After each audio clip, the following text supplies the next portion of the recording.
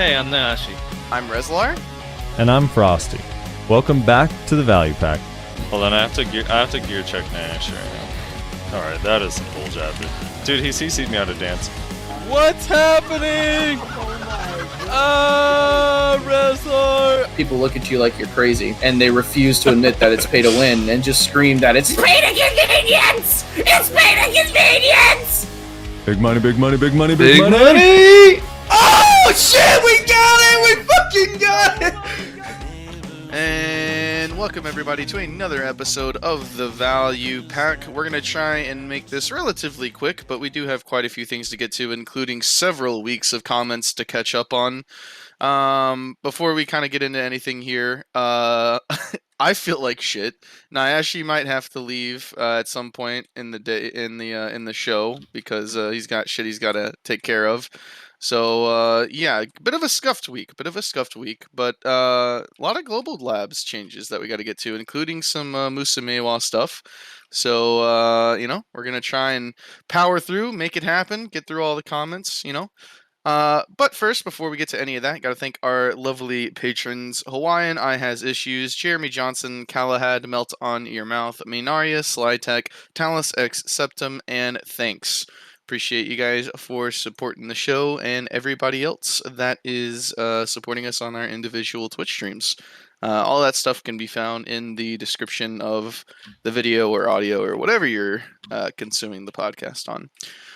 Alright, so Frosty is currently drawing up the list of things to talk about, but I think because Nyashi has to leave soon, we should probably talk about the Musamewa stuff first, yeah? Yeah, we could start with that. So reworks first. Also, just a full. What is this? What's that message called? I forget the term for it. At the start of a movie or a show, that's like disclaimer. Yeah, like a disclaimer. Here we go. Here's the disclaimer. I do apologize ahead of time for any Musas, Mewas, or Dark Knights who are going to be upset during the taping of this show. Why? That's all. I have to do that now because those are the three classes that have had a major issue. There's a lot of Frosty insults going around these DK discords. Oh, man. All right? A lot of them. Yeah, well, you can't kill one wizard and all of a sudden you think you're the king of balance, Yeah. All right. Ready when you are. All right, so let's start with Musamewa. We already. What do you mean ready when you are? We already started. Okay, all right. Musamewa, sorry. All right, now I'm ready to start the show. Rezlar, do the intro. All right, so Mewa. You got the big thing for Musamewa is your guys' 4 Chase and Awakening. Hey, this is proof positive that they only care about Awakening classes, right? Yeah, it has to be proof positive. No, Chase in general is no longer going to be affected by move speed slows at all. So if you get hit while you're in Chase or you have a slow debuff on you, increase or decrease of movement speeds no longer affect Chase, so it'll always move at its normal consistent speed.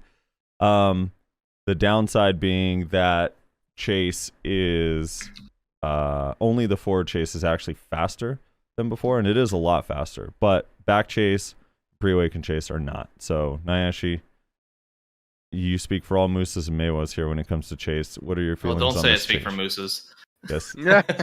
All right, so this change is actually pretty significant.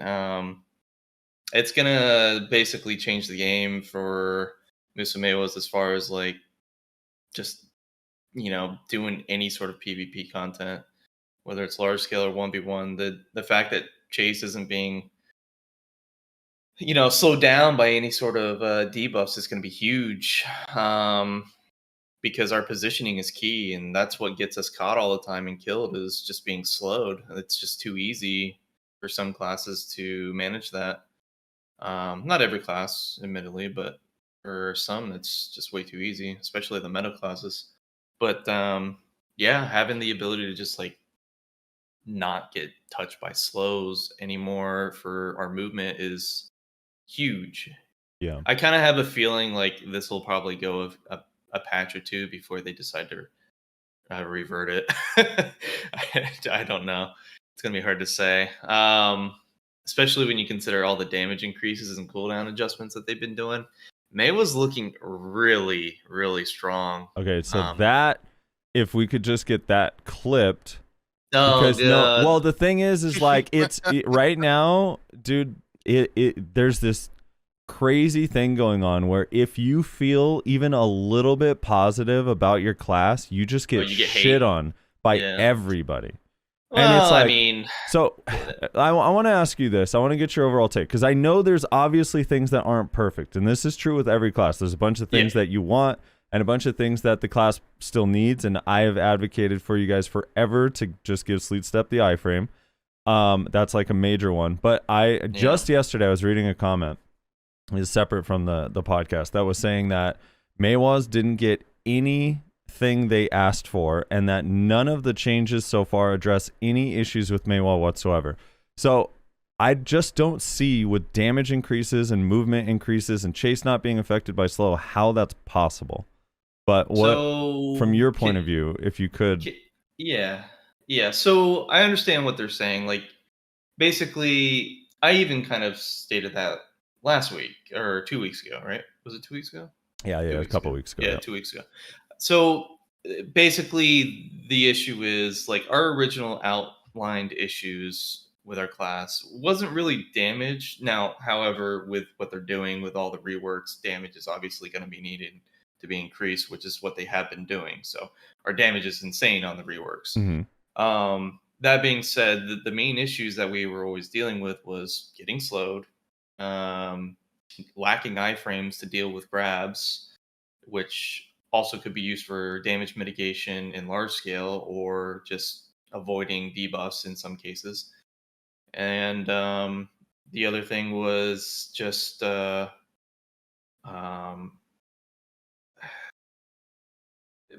basically defensively we were pretty squishy, like, but that's understandable considering we're a rat class. We're using our positioning to our advantage and whatnot. But chase was outdated, and when you compare that to say the newer classes like Nova and whatnot, we felt kind of really left behind in 2017.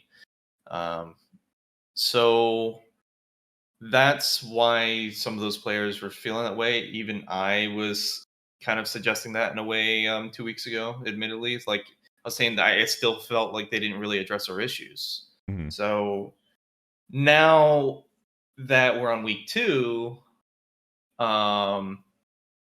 they have addressed one major issue, which is the slows affecting chase, which is huge. So that's good. That's solid.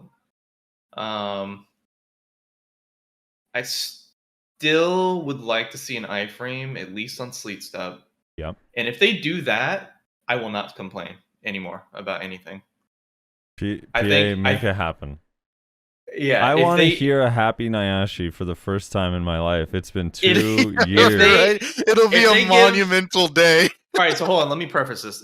If they give Sleet Step an iframe or Stigma an iframe, I don't care which one. Either one's fine. If they give them an iframe, I will not complain about Awakening ever again, basically, right, with how the current reworks are. Obviously, we know there's probably going to be some adjustments, so we'll see where those land. But overall, it's extremely strong right now, in my opinion.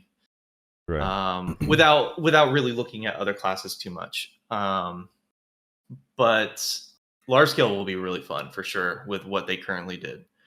So can I ask Reslar something real quick in relation to what you said? Yeah, I want to ask Reslar this because I want to get a different point of view, because Reslar's class didn't have this until Seismic. But the reason why, when I see what the damage is on Maywa and I know their playstyle, for me, I have a hard time believing that a lot of this new damage and AoE increase doesn't solve some of the issues for like large scale or even trading, because damage, it can cover up a lot of your problems. And like when you have like Seismic Blast, you run up, like the class feels a lot better, or Nova or Sage in like their primes, like just the pure damage, regardless of what else their kit did, is like just that damage is like puts in this insane amount of pressure on people where they're instantly forced to like run away. So am I crazy in thinking that if you buff the damage to like really high levels, which is what Maywa feels like, Every male that's actually been on and tested the damage, like, dude, I can't believe this is how much damage this stuff does. Is that not impactful in like large scale? Or even like 1v1 trading? Are you asking Rezlar? I want to hear Rezlar's opinion on it and yours. So let me hear Rezlar's. Okay. So is the question, does just giving a class insane damage help it cover up its other flaws? Like, is that essentially what you're asking? Exactly. Like, for example, Nova doesn't have an iframe, right? Like, Nova in Awakening has no iframe, and obviously they want one. But it's still like, everyone still hates Nova. It's like, dude, get this class out of my fucking face. Yeah. Well, I mean, you can just look at pre-seismic Zerker versus post-seismic, right? So outside of Q buff, right, which has always been an issue since the dawn of time, essentially, and at least since the dawn of Awakenings, right? Outside of Q buff, pre-seismic Zerker, kind of a meme, right? Has a lot of damage in Ancient Wave Split Shot, for sure, but there's other classes that do similar, if not more, damage, and also can be a lot more protected in almost everything they do. Then they give Zerker Seismic. Now Zerker has way more damage than basically anyone else in the game except for maybe Nova. And it's like, okay, yeah, this is now fine. And like, we still complain about being like a lot of unprotected stuff, right? It's still frustrating getting like CC'd out of nowhere in the middle of trying to get your burst off. We still complain about Giant Leap not actually being an iframe, right? We still complain about all of these things, but it's like, yeah, but at least we have Seismic now. So it's like, it's definitely a not feels as bad as it did before sort of thing. Yeah. I mean, there's a reason why since Seismic came out, I actually haven't re-rolled off of Zerker since Seismic came out. Before Seismic came out, I went back and forth to Zerker constantly every like few months. Right. Like I'd play Zerker for 5 months and then I'd go play Archer for like 3 months and then I'd play Zerker for 4 months and then I'd go play Wizard for 2 months. Because I was like so frustrated with the class, right? But now with Seismic, it's like, yeah, it still has problems, but I mean, Seismic. But you're blowing people up. No, actually, you're feeling on damage, covering up some of the holes. So, like in the case where you use Nova as an example, I think there's also another aspect of that. Yes, they have insane damage, so they can get in and blow people up and then get out right away. Right. They have the mobility and they have utility in form of vacuums and a grab, and they have an SA4 guard. They have everything. Shield. They have everything. So like I can understand why they don't have an iframe, and I know Novas will probably hate on that, but come on. Well, I'm saying, but the thing is that you see in large, well, obviously they have Excel, so the damage is brought to extreme levels. Yeah. But like a lot of times in large scale, I'm not in the Nova vacuum. I'm just getting blown up. They just come up and eliminate me. They just get behind you and you're just so like many times. Yeah, there's so many times in Node Wars where I'm like, how did I just die? And then I see a Nova running away. I'm like, oh, okay, you see him on the mini. Dude, I actually rewatched the clip twice where I swear to God he never appears on my map until after I die. Like I slowed it down and there's no white dot, and then I'm dead, and then you see the white dot go away. The render. I was like, there's no way it can't render the white dot on the map. He kills you within 2 frames. Map loads in 5 frames. So I guess to get my perspective on the same question you asked, Rezlar, I do think in some cases damage could make up for some classes' flaws. However, not all the time do I really like that solution, though. Like that's fair, totally fair. And now what they're doing with the rework, at least from Melo's point of view, the damage is really solid. However, unlike some classes, the damage is more leaning towards the combo side of things. So it's not like immense amount of pressure from being able to just jump on someone and, pressure them really hard that way. From a large scale point of view, typically how we jump in is we'll use Pedal Drill from Awakening's point of view, mind you. We'll use Pedal Drill, Moonrise, Frostpillar Tip, and like we're basically comboing someone even if they're not CC'd. That's essentially what's happening. Right. So we're utilizing multiple skills. We're not pressuring with like one or two skills. Like for example, seismic, you kind of just like chuck it out, right? And you just like hard hit someone and you're pressuring their HP bar. We have tools that could do that now. However, they would be probably pretty risky to use in a realistic 1v1 scenario. Large scale is a little bit different because you're trying to position yourself in a way where people aren't really focusing on you. Yeah. Well, so is seismic used like that in 1v1 res? I don't think in one. Like if we're in just like battle arena, do you just run up and seismic in a 1v1? Oh God, no, absolutely not. No. Wait, is it Ancient Wave then? Am I getting it confused? No, neither. I've had Zerkers come up and just like literally just blast me in my face and trying to pressure my HP. Sometimes if you are like really getting annoyed, at least I can only really speak for myself, right? A lot of times if I'm really getting annoyed with someone, they're just sitting back playing really, really protected, or like they're just rotating SAs, then I'll just throw that kind of shit out, right? Because at that point I'm like, okay, I gotta force this dude to come out of SA, and he's just not doing anything. So like at that point, sure. But no, not really a lot of situations in which you're just throwing out your DPS abilities, because then whenever you finally do get them CC'd, you might not have enough damage to finish them off. Those situations might have been specific to maybe like battle arena fights or some open world 1v1s where they just outgear me. That could have been probably the scenarios then. Yeah, maybe. I should also clarify that I am speaking as like a gearlet who needs all of his damage once I get a CC. So maybe someone like Choice who can just hit you with 2 FDs and kill you, like maybe he's just throwing that shit out. I can't afford to literally do that. blow me up before. I can't afford to waste my burst damage when they're just like running around. I have to save that for when I get a CC. Yeah, he has the gear to just kill me by grabbing me repeatedly. So that might be just a gear difference thing, in all honesty. I have no idea. That's probably what it is then. It's just those are the experiences I recall. And that could be just there are a lot of Zerkers, like when I fight Ming and whatnot, he goes for the slows and then goes for the leap grabs, the tricky leap grabs and stuff.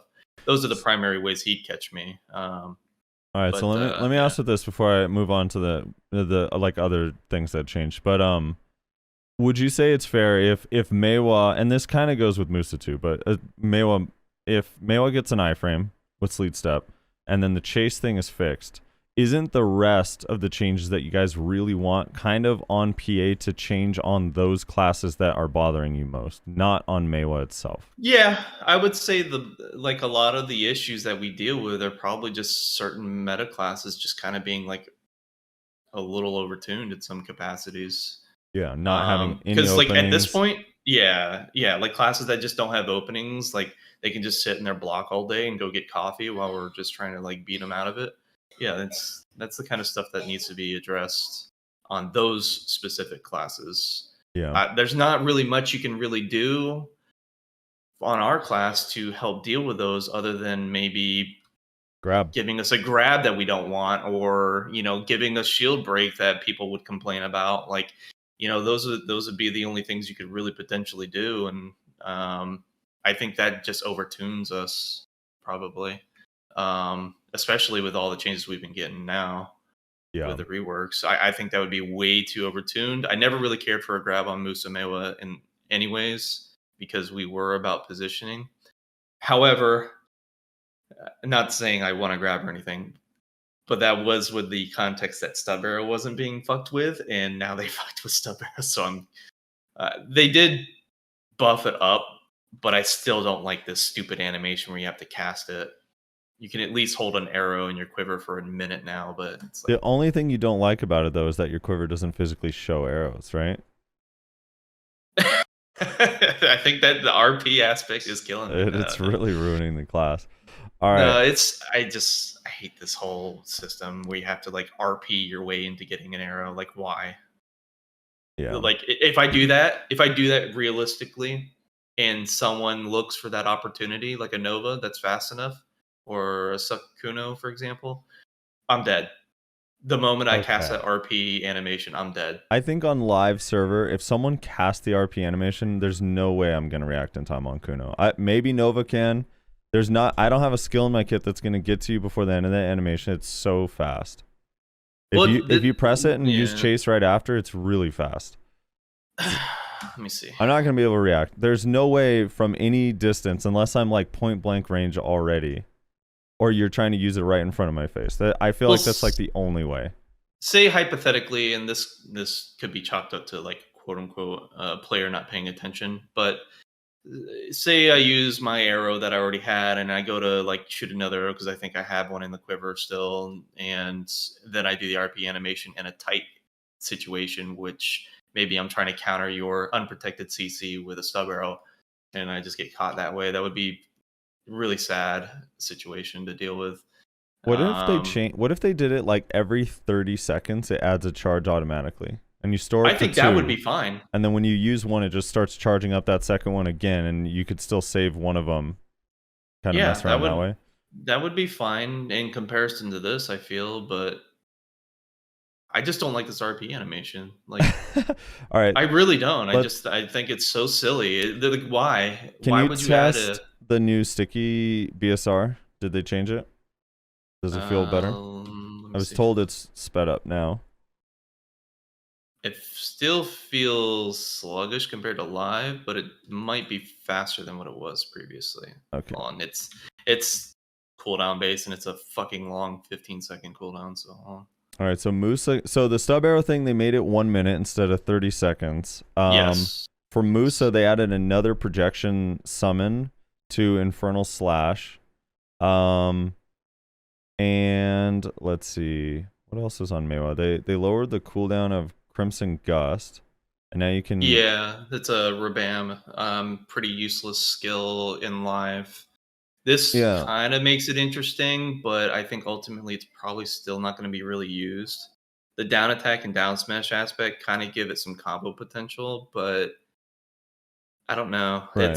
Its damage is super lackluster. It's a very niche way to use it for a down smash. It depends on how much the down attack damage is with it, because it was nerfed pretty hard like a year or so ago, when it was found out that it was apparently doing 2 times the hits. All right. And it was able to like one-shot Valkyries if we floated them, but yeah. And then give the TLDR on your on the reverse scale swap. Are you cool with it or not? The attack speed buff from reverse scale to Moonrise. I get why they did it. Kind of. They basically moved it from being a free floating attack speed buff for all your skills to a combo oriented one. So from setting up your add-ons point of view, like your combo speed is going to be insane now, and more consistent, because if you use reverse scale to get the attack speed before you engage in combat, there's a chance with it only lasting 10 seconds that by the time you catch your opponent, you don't have it anymore. Right. So I understand from a combo point of view why they moved it to Moonrise. They basically loaded a lot on Moonrise recently with the damage increase, having the bond potential with it, and the attack speed bonus. From a large scale point of view, it makes sense because you jump on someone, pedal drill, you go into Moonrise, Frostpillar Tip. If you have the bond skill, that increases your attack speed and whatnot safely, and really strong damage. So that's where it makes sense from a large scale point of view. Right. From a 1v1 point of view, not having that attack speed bonus, free floating when you need, affects your ability to potentially expose openings. But yeah, maybe it should just be on both. Honestly, it decreases the value of reverse scale. There's really not a point to using reverse scale unless you're trying to counter a skill now, which it was kind of had multiple uses. You would use it for the attack speed bonus, or you would use it for countering. So they've kind of limited its capacity to focus on countering. But I don't see, from a 1v1 point of view, that really making a difference. The attack speed I felt was maybe more impactful. So it's a good and bad. It depends on where you are on the spectrum with it. If you feel like large scale is more important to you, it's a good change. If you feel 1v1 is more important to you, it's a bad change. So they buffed Bask and nerfed Nayashe. Well, they from the changes, if you look at all the reworks, this is like Awakening. They are just like hardcore going deep into making sure large scale is amazing. That's what they're doing. Yeah, that's the trend I'm seeing. I see some small instances where 1v1's getting buffed, mostly just in the form of combo damage, but it's primarily large scale. It's all about the damage and cooldowns and stuff like that. Those are all really good things. So yeah, they didn't do anything for Succession this time around, which is kind of sad. I think they did one thing maybe, and that was with a skill connection with Prime Sticky Snowflake. So that's kind of sad for Succession. Succession didn't get shit. Yeah. I mean, like, there's quite a few classes that didn't get changes yet this week. So I have no idea which ones they're doing or why, but it seems like it's going to be pretty RNG week to week of which classes. But they also do seem like they hate Succession classes. So yeah, it really doesn't seem like they have any love whatsoever for Succession. Does Reverse Scale still use stamina? Yep. Yeah. All right, so let's go 200. Let me go through these other changes. So Ranger Call from Sky has been changed to activate faster. That's the only change they got. Warrior didn't get anything. Sork, Succession Sork Prime Blackwave now has forward guard, and the float got removed, and the down smash moved to the very last hit. Yeah. So I don't know. They have protected damage in large scale. The people that are diehard Sork fans, like Suck Sork fans, which are very few and far between these days, are pretty hyped about that. I don't know if that solves all the issues with the class, but it's a huge step in the right direction for protected combo damage for large scale now. Zerker, Rez. Hi. So Zerker got some in B state changes for a few skills, and they got one of their grabs removed. Yeah, I saw that. Yeah, what are your thoughts on that? I was really looking forward to today to hear your thoughts on that, and I'll tell you why after I hear them. I don't know. They took our worst grab and turned it into like another Undertaker. Right, it's which like an extension, right? Yeah, exactly, which is what Undertaker does. Undertaker is the part of the grab in which you see them jump up in the air with the person and then slam them on the ground. Mm-hmm. That's actually not a single grab. That's a different skill entirely that you can use to extend Smackdown and Corpse Storm. So they just removed Corpse Storm and then changed Corpse Storm. They removed Corpse Storm as a grab and changed it to be another add-on. So now I guess when you Smackdown, you can Corpse Storm and or Undertaker them, or you can just do the normal cancel that everyone does, which is kind of weird. So yeah, I don't know. I don't really see a lot of ways in which that's going to be useful. I mean, I guess if you need to buy time for cooldowns when you have someone grabbed, like that's pretty much the only time I use the extension is when I'm like, shit, I grabbed this guy, but I have a lot of cooldowns that I'm waiting on. Oh yeah, let me Undertaker them so I can try to buy just an extra second or two. Does the extension need like debuffs or damage to make it feel more valuable? No. It's not really valuable in any way. Well, I'm saying like if they added damage to it, then is it just like kind of making your combo stronger? Or yeah. No? Like I guess if you spin around and it takes 15% of their health.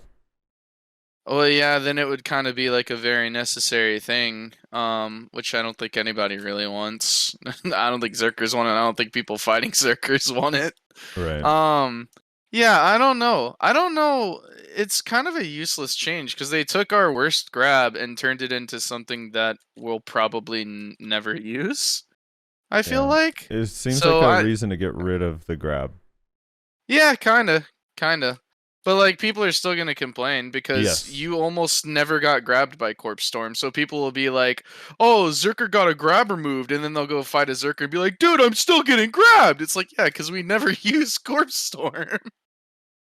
Yeah, well, that's exactly because I was like, dude, I was talking about this the night of the patch. I was like, I have heard Reslar say that this grab sucks for 2.5 years. Yeah. And now I'm seeing all these Zerkers, a bunch of Zerkers complaining that they lost a grab. And I'm like, all right, which is it? Do you guys hate this grab and never use it? Or is it devastating that you lost it? So both can't be true. I won't say we never use it. It's just that it's so situational. So the reason why it's so situational is that Corpse Storm has an insane wind up on it. It has like a 1 full second animation wind up on it before the grab actually goes. So unless you're fighting against someone who's just like standing still or sitting in an animation that has no CC attached to it, it's like really hard to grab people with it unless you predict, which is something you can do and a lot of Zerkers do. I try to predict a lot of times with Corpse Storm.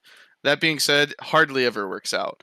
Also, when you try to go for Smackdown and you miss or they resist, assuming desync doesn't occur, you can go into something else relatively quickly.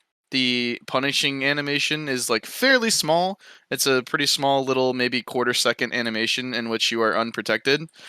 The animation for failing or missing Corpse Storm is again another like full second animation, maybe even 1.5 second animation.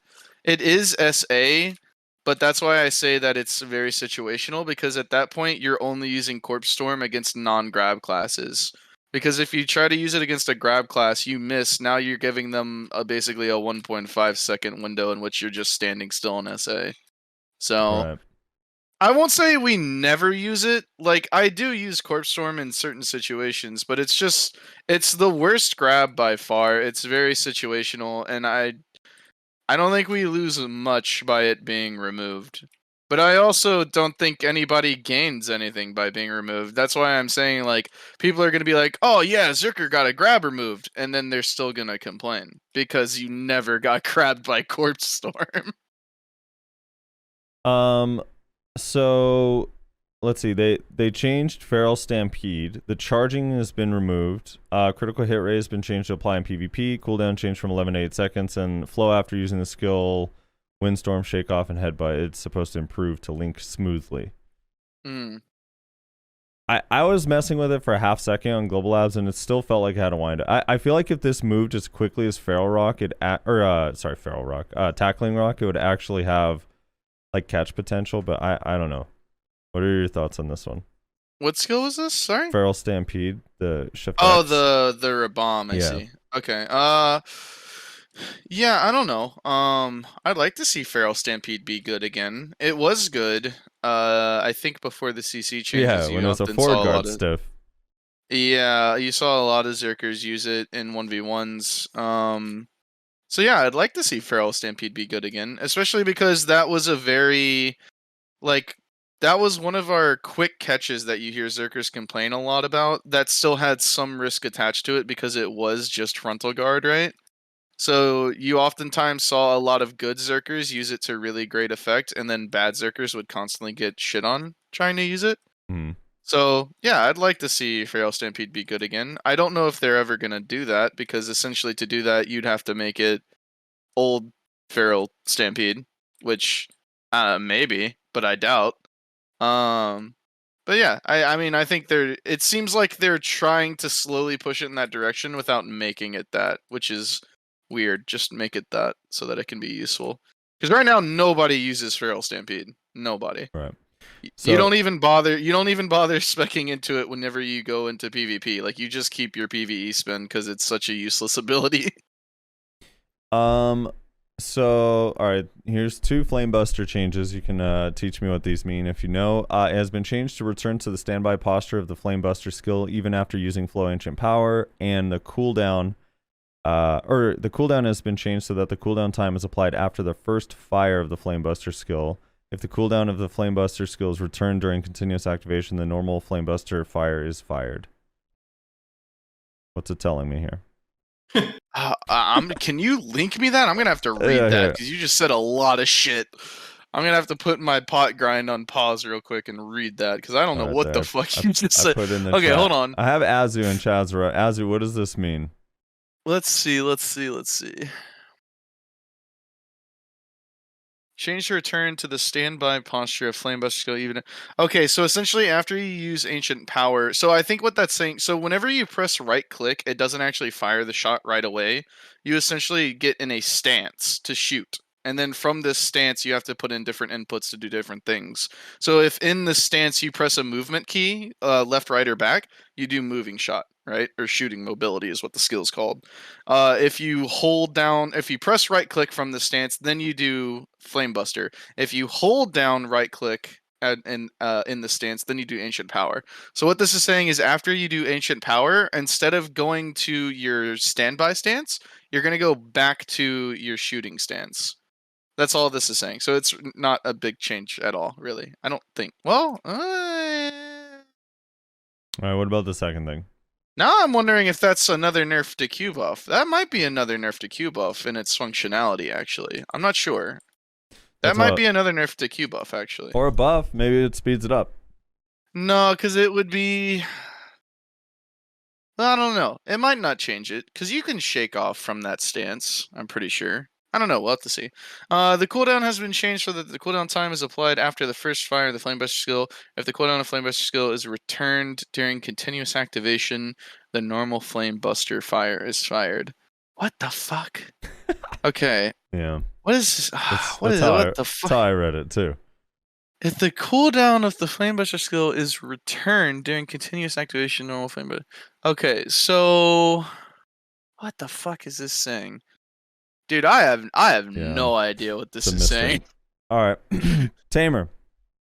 Well, overall, are you upset with the grab thing, or it's fine? I don't know. What are your No, not really. Okay. I mean, it's again like it's very situational. So I'm gonna be annoyed whenever I'm in a situation in which I could use Corpse Storm, and I can't now. But it's like fine. right? Like that very. It's so situational, man. That being said, the new Corpse Storm, I mean, maybe there's some functionality to it that I don't know about, but it feels like there's no functionality to it. Seems like they just created another dead skill instead of giving us a revamped one. They removed your grab, and I have a suspicion as to why, but we'll get to that at the end. Now make rooting protected. Let's go. Succession. All right, so Tamer got a couple, I think just minor changes in Succession. Awakening got a couple interesting changes. Flow Full Moon, which is protected damage skill with a decent AoE. They buffed the AoE in the initial rework patch. Usually you use it after Moonlight Strike, but now you can use it after Legendary Beast Dance or Legendary Beast Power. Dance, not power. Power is the mobility. Legendary Beast Dance, which is kind of interesting. They changed the duration of this buff effect that augments their Echo Pierce from 15 seconds to 5 minutes, and then changed Echo Pierce back to its normal skill, and all the functionality that Echo Pierce had has now been baked into an entirely new skill that can be used from Shift Q. So essentially works the same as before, but now it's its own skill. I said this a few times. Basically, Tamer is... The one thing they're lacking is like one of these three abilities needs to be protected and make sure that it does like all right damage. So either Shift Q or Echo Pierce. The new Shift Q or Echo Pierce need to be protected and get maybe a slight damage boost for PvP, or they need to put protection on Celestial Slam, which is the new Awakened skill they got like 6 months ago, and we all got them. And then this class is pretty golden for large scale. But it's going to be super good and everything else. Musa, we already went through that. Valkyrie got a couple changes. Verdict, Lancia, Lustate. I'm never going to be able to pronounce these skills. The Valkyrie skill names, dude. Yeah. Now has a 9-second cooldown at max level and 8% accuracy, 8% hit rate, up from 3%. And the cooldown before was 14 seconds. They also changed it so it's no longer a tier 3 add-on. It's now tier 2, and moved the tier 2 to Terra Sancta and changed Terra Sancta's cooldown from 11 seconds to 12. And then their strong defense skill has been changed to strong counterattack, and a movement speed and attack speed reduction have been added on successful hits. And the damage applied when using Holy Strike during cooldown has been increased by 30% compared to the previous one. That's kind of all they really got. I don't know if there was anything hidden that they got, but I didn't see it. Pretentious. All right, Ninja Kuno got a lot of shit. Pretentious. Fucking Valkyries, dude. I know, dude. Ninja Kuno's got a lot of stuff. So they nerfed the new block jump. The new you could oh, okay, Nayashi had to bounce. Yeah, he had to dip. Later, Nayashi. Nayashi is no longer with us. Nayashi is no longer with us. He has been taken away from us by the family. Yeah. All right, so so the block jump got nerfed. You can no longer linger an iframe after teleporting to one of the blocks. You also can no longer get out of the when you move to one of the two new blocks, you can't press S to do an AoE stiff. So if you want to do the AoE stiff, you have to just do the normal teleport behind someone. The block ones now are just for like moving to a new location, and that's it. Let's see. They gave Tenon Cutter its float back, or its teleport float back after the initial nerf. And then they lowered the cooldown of 2 of Kuno's bombs, but didn't change them to make them usable. They're ones Kuno doesn't use. Fox Claw is now faster if you spam it, which is odd. Awakening. Wait, it's faster if you spam If it? you use it just over and over again. What, it like, does it stack? No, it just keeps using it. It's just a little bit faster. I don't know. You just use it when it's on I thought cooldown. it would be like infinitely stacking, so if you had enough like mana regen, you could just like eventually get to the point where the animation is like 0.1 second.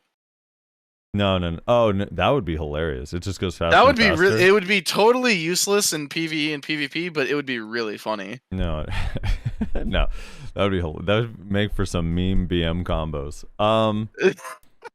Let's see. So Awakening got Moonstorm has a few new cancels, which are great. Spin Spree now automatically does the full long one, and if you want to cancel out of the long one, you can cut it off at the normal spot by using any other ability.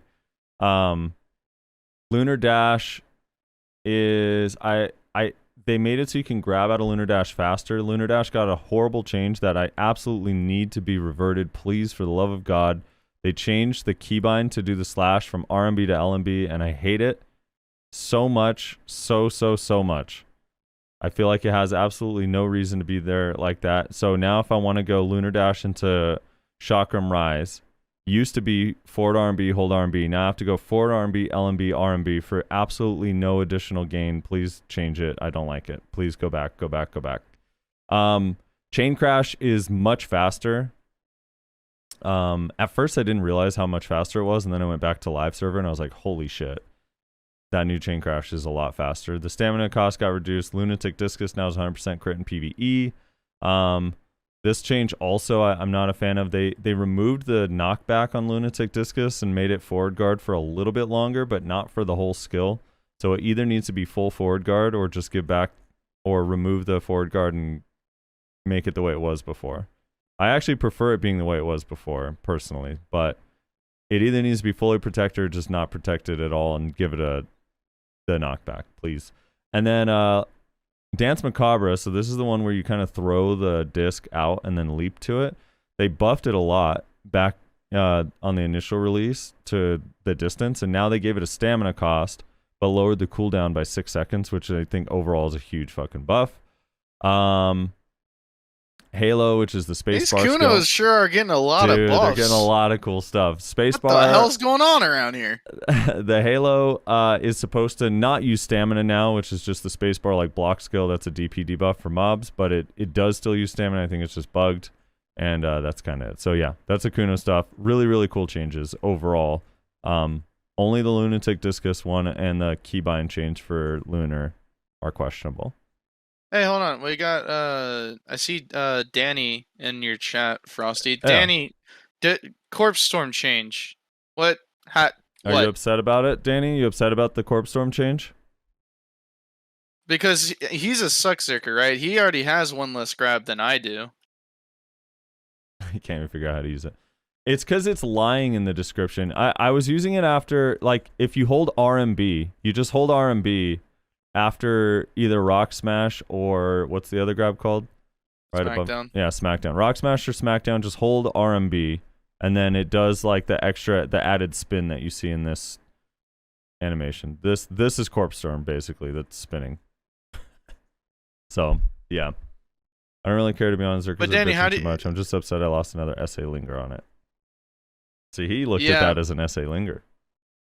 Yeah, absolutely, yeah. Because it has, like I said, it has a bitch of a fucking wind up at the end and the beginning. Like, these animations are long as fuck, but they are protected. So against non-grab classes, yeah, you can really kind of abuse it, in all honesty. Yeah. Yeah, see, Zerkers complain about moves they lose that they use once every 1,000 years. Exactly, exactly. All right, Ninja. All right, so Ninja got some controversial changes. At least Succession. So one, they got Prime Hard Aiming, which is they are now, again, I'm pretty sure this is true. They are the first of all of the classes to get an entirely new Prime ability, like an ability they already have turned into a Prime skill with the Prime name and everything. So Hard Aiming for them now is a 10-second cooldown instead of 20. It only has 20% accuracy instead of 50%, but it has one additional hit in PvP. I think a little bit more damage. Maybe it's the same damage, but one additional hit, and now gives them a 15% accuracy buff for 3 seconds. So it just buffs their combos against evasion classes since you always use hard aiming.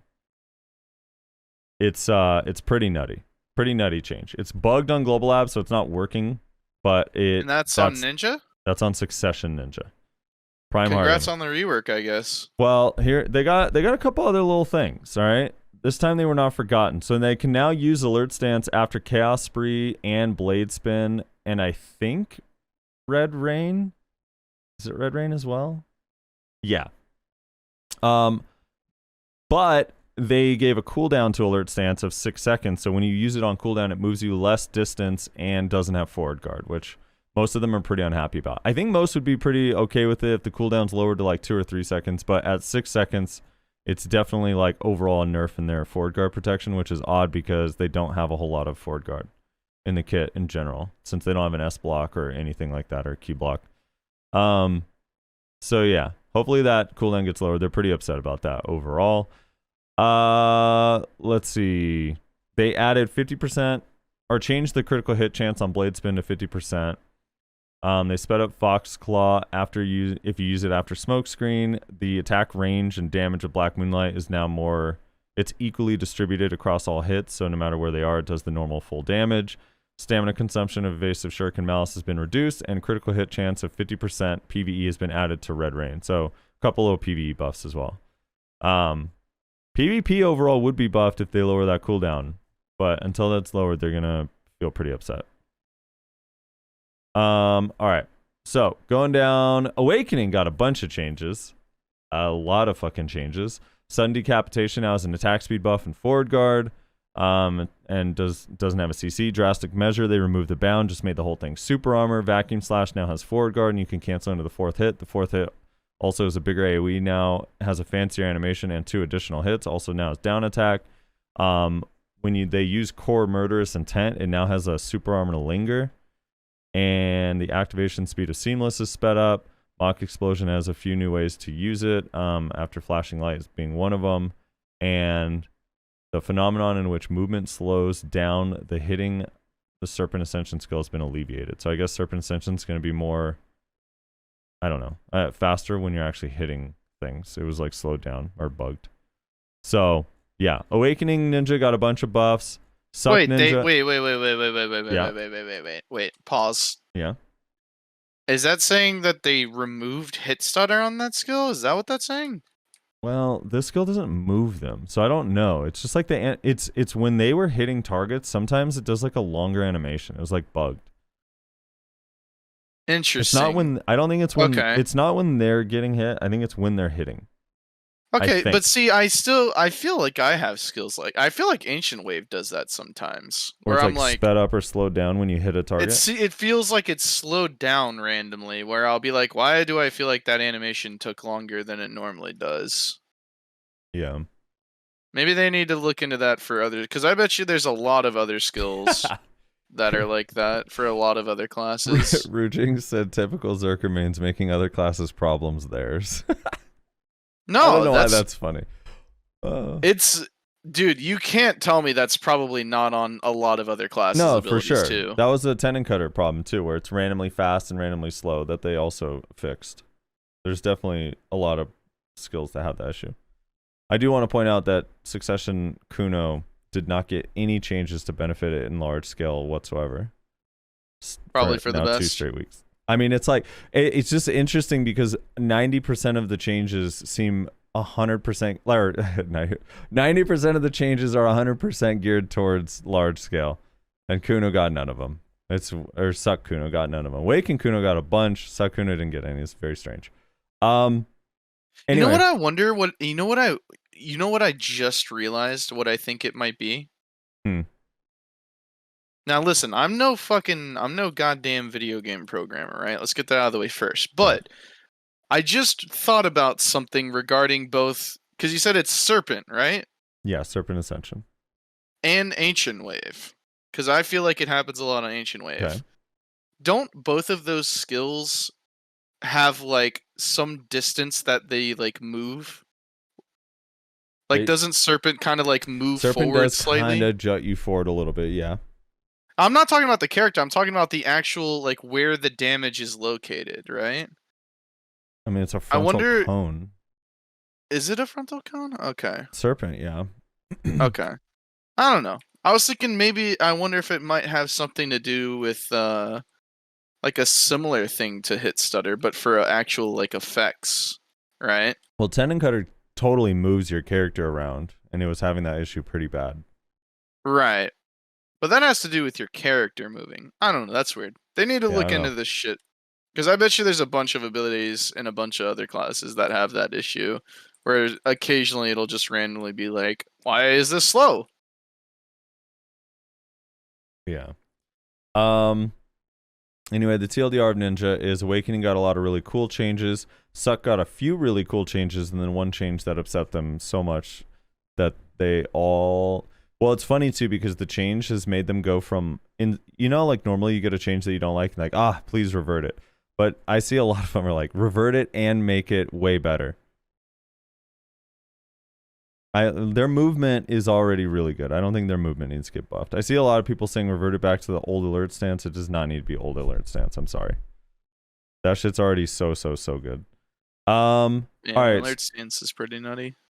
Striker flow stalking wolf skill has been changed as follows. The ability to instantly approach the opponent with one hit skill has been added. The floating effect on one hit has been removed, and after Tayback Kick has been improved to flow with stalking wolf skill. This is, I guess, like a partial revert of a previous change. I think Divio said he didn't like this change because it took like a useless skill, made it useful, and then put it back to being useless. But I don't know. It depends, I guess, how the instant approach on the first hit, if that's easy to activate or not. I don't know.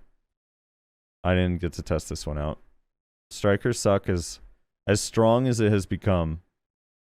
It's like somehow the class that just interests me the least. It's like the most boring class of all of them. It's just like no animations, just punches. Like it's just so uninteresting. That's what I was gonna say. It's the fact that it's a martial artist. Like martial artist. No clones, exactly. No dragons. Yeah. It's just a martial artist. Mystic got a couple little things. But the main thing is the amount of damage on the Dragon Eyes effect of 3 of their abilities got changed. So the dragon that pops out did pretty mediocre damage before. They buffed the damage modifiers by around 2.5 times on all 3 of the abilities. So the dragon should do a lot more damage. I guess it needs to be tested, but it should hit a lot harder. Lawn Succession, Flow Nimbus Stride cooldown got reduced to 30 seconds. Prime Furious Chase now links smoothly with blooming nether flower. Improvements have been made so that when the skill is used during cooldown, link to other skills still activated more smoothly. And fix a couple issues, and then more smooth link from Cymbidium to Blooming and Furious Chase. And then Awakening got a cooldown reduction on Bleeding Hearts. Again. And then some phenomenon fixes and changes. So, yeah. That's kind of all the class changes. Shy got a bug too, I'm sorry. Shy, even in the talent state, Yahoo has been improved. See, that's why I don't want to read it. Yahoo has been improved to be able to use the skill and fix the issue where the buff effect of out of my way skill did not apply to allies when you have 2 or more Florin leaves. Obviously every class did not get changed. That does not mean that they think that those classes are perfect or done. It's probably going to be a random assortment of classes each week depending on if they feel the updated changes are ready or not.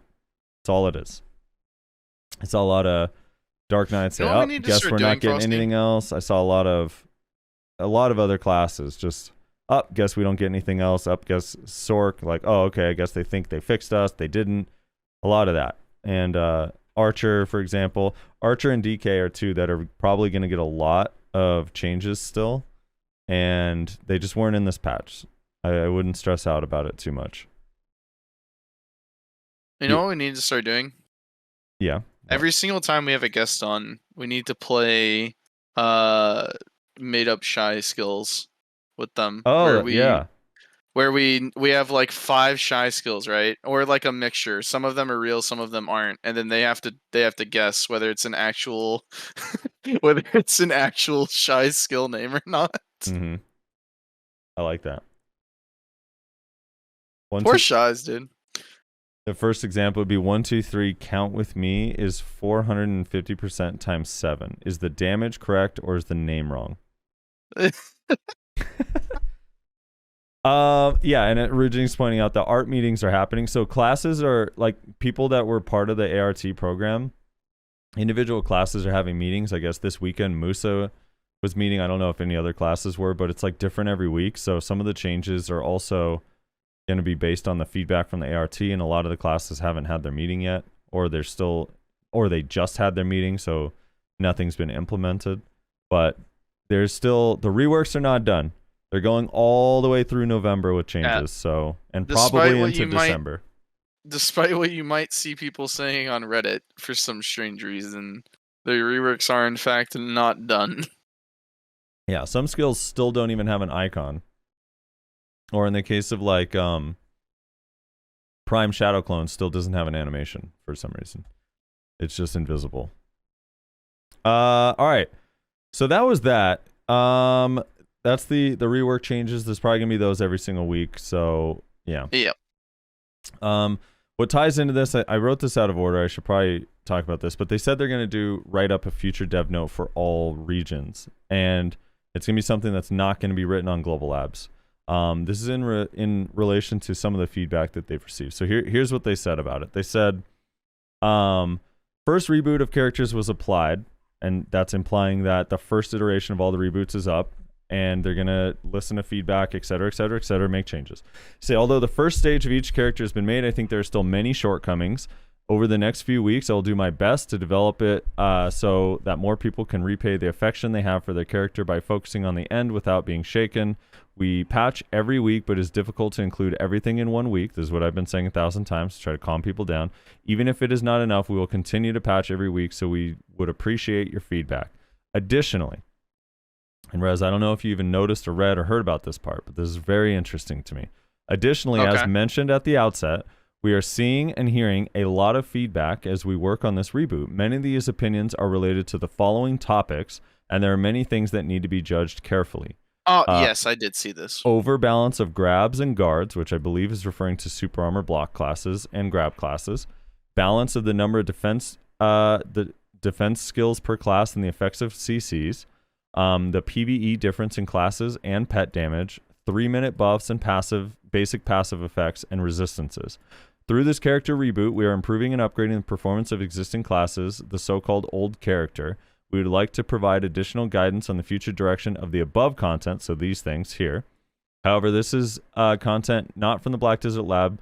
Note that the information will be provided through the official website of each country. So they're going to release some note that kind of addresses their feelings and thoughts and what they plan to do with any of these stuff and with the feedback that they've gotten on this stuff. Your thoughts? Your thoughts, Rez.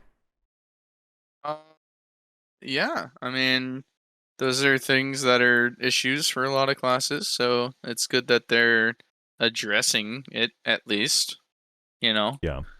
I don't know if they're actually going to do anything about it, but, you know, it's nice that they're at least acknowledging, like, hey, we know you guys are saying this is a problem. We know it's a problem. Yeah. Like, we got it.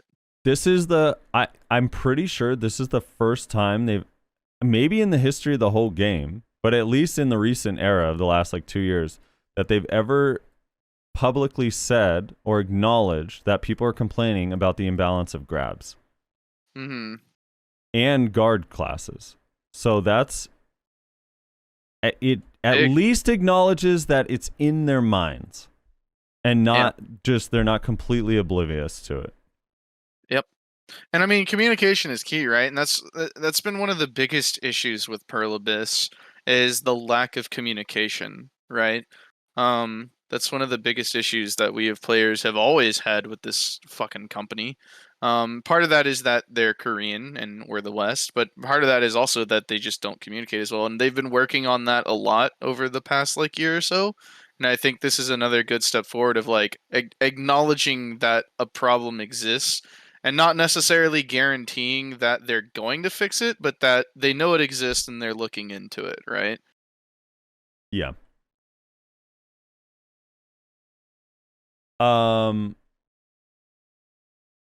So yeah, I also resistance is thrown in there too. Like, you know how I feel about resistances.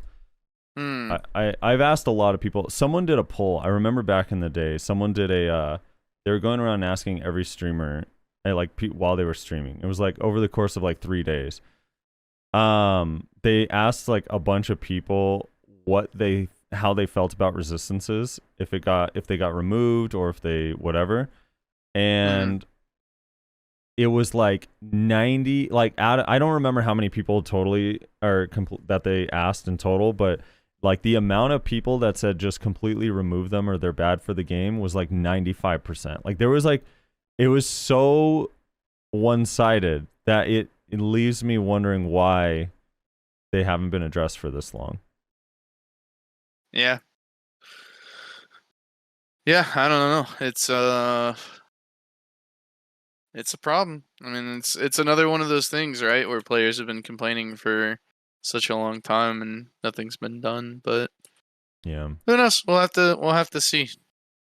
All right, so the Node War and Siege changes are huge. I got to use the restroom. Buy me 90 seconds real quick, Russ. I'll be right back. Buy you 90 seconds. Okay, I will buy you 90 seconds.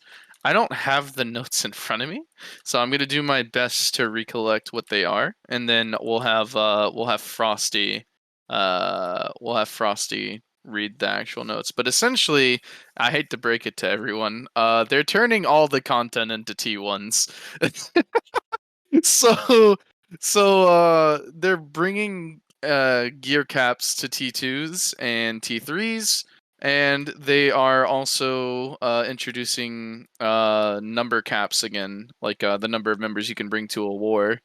They are reintroducing those. So if my mind serves correct, if my memory serves correct, the caps for T2s were essentially, I think it was around full Pen Tuvala gear, right? And then I think the gear cap for T3, I think was like 269 AP, like 314 DP, I want to say, something along those lines. Which is supposedly the one that everyone liked back in the day. There's kind of an issue with that, but we'll get into that later. And then T4s are going to be the only ungear capped nodes that you can war on now. But even tier 4s, so there's going to be 2 tier 4 regions. And I think it was Kama. Oh, fuck, what was it? Was it Kama and Valencia, I think? But in Valencia, you're only going to be able to bring 50 people. Was it Calpheon? Yeah, Kama and Calpheon are tier 4. Kama and Calpheon, okay. But then Kama, or one of them, you were only going to be able to bring 50, and then the other one you could bring 100. I don't have the notes in front of me. So tier 1, all right, so Balanos is going to be tier 1 easy, 25 max. Yeah. Serendia is going to be tier 1 medium, 30 people max. Tier 2 is going to be Medaya, 40 people max.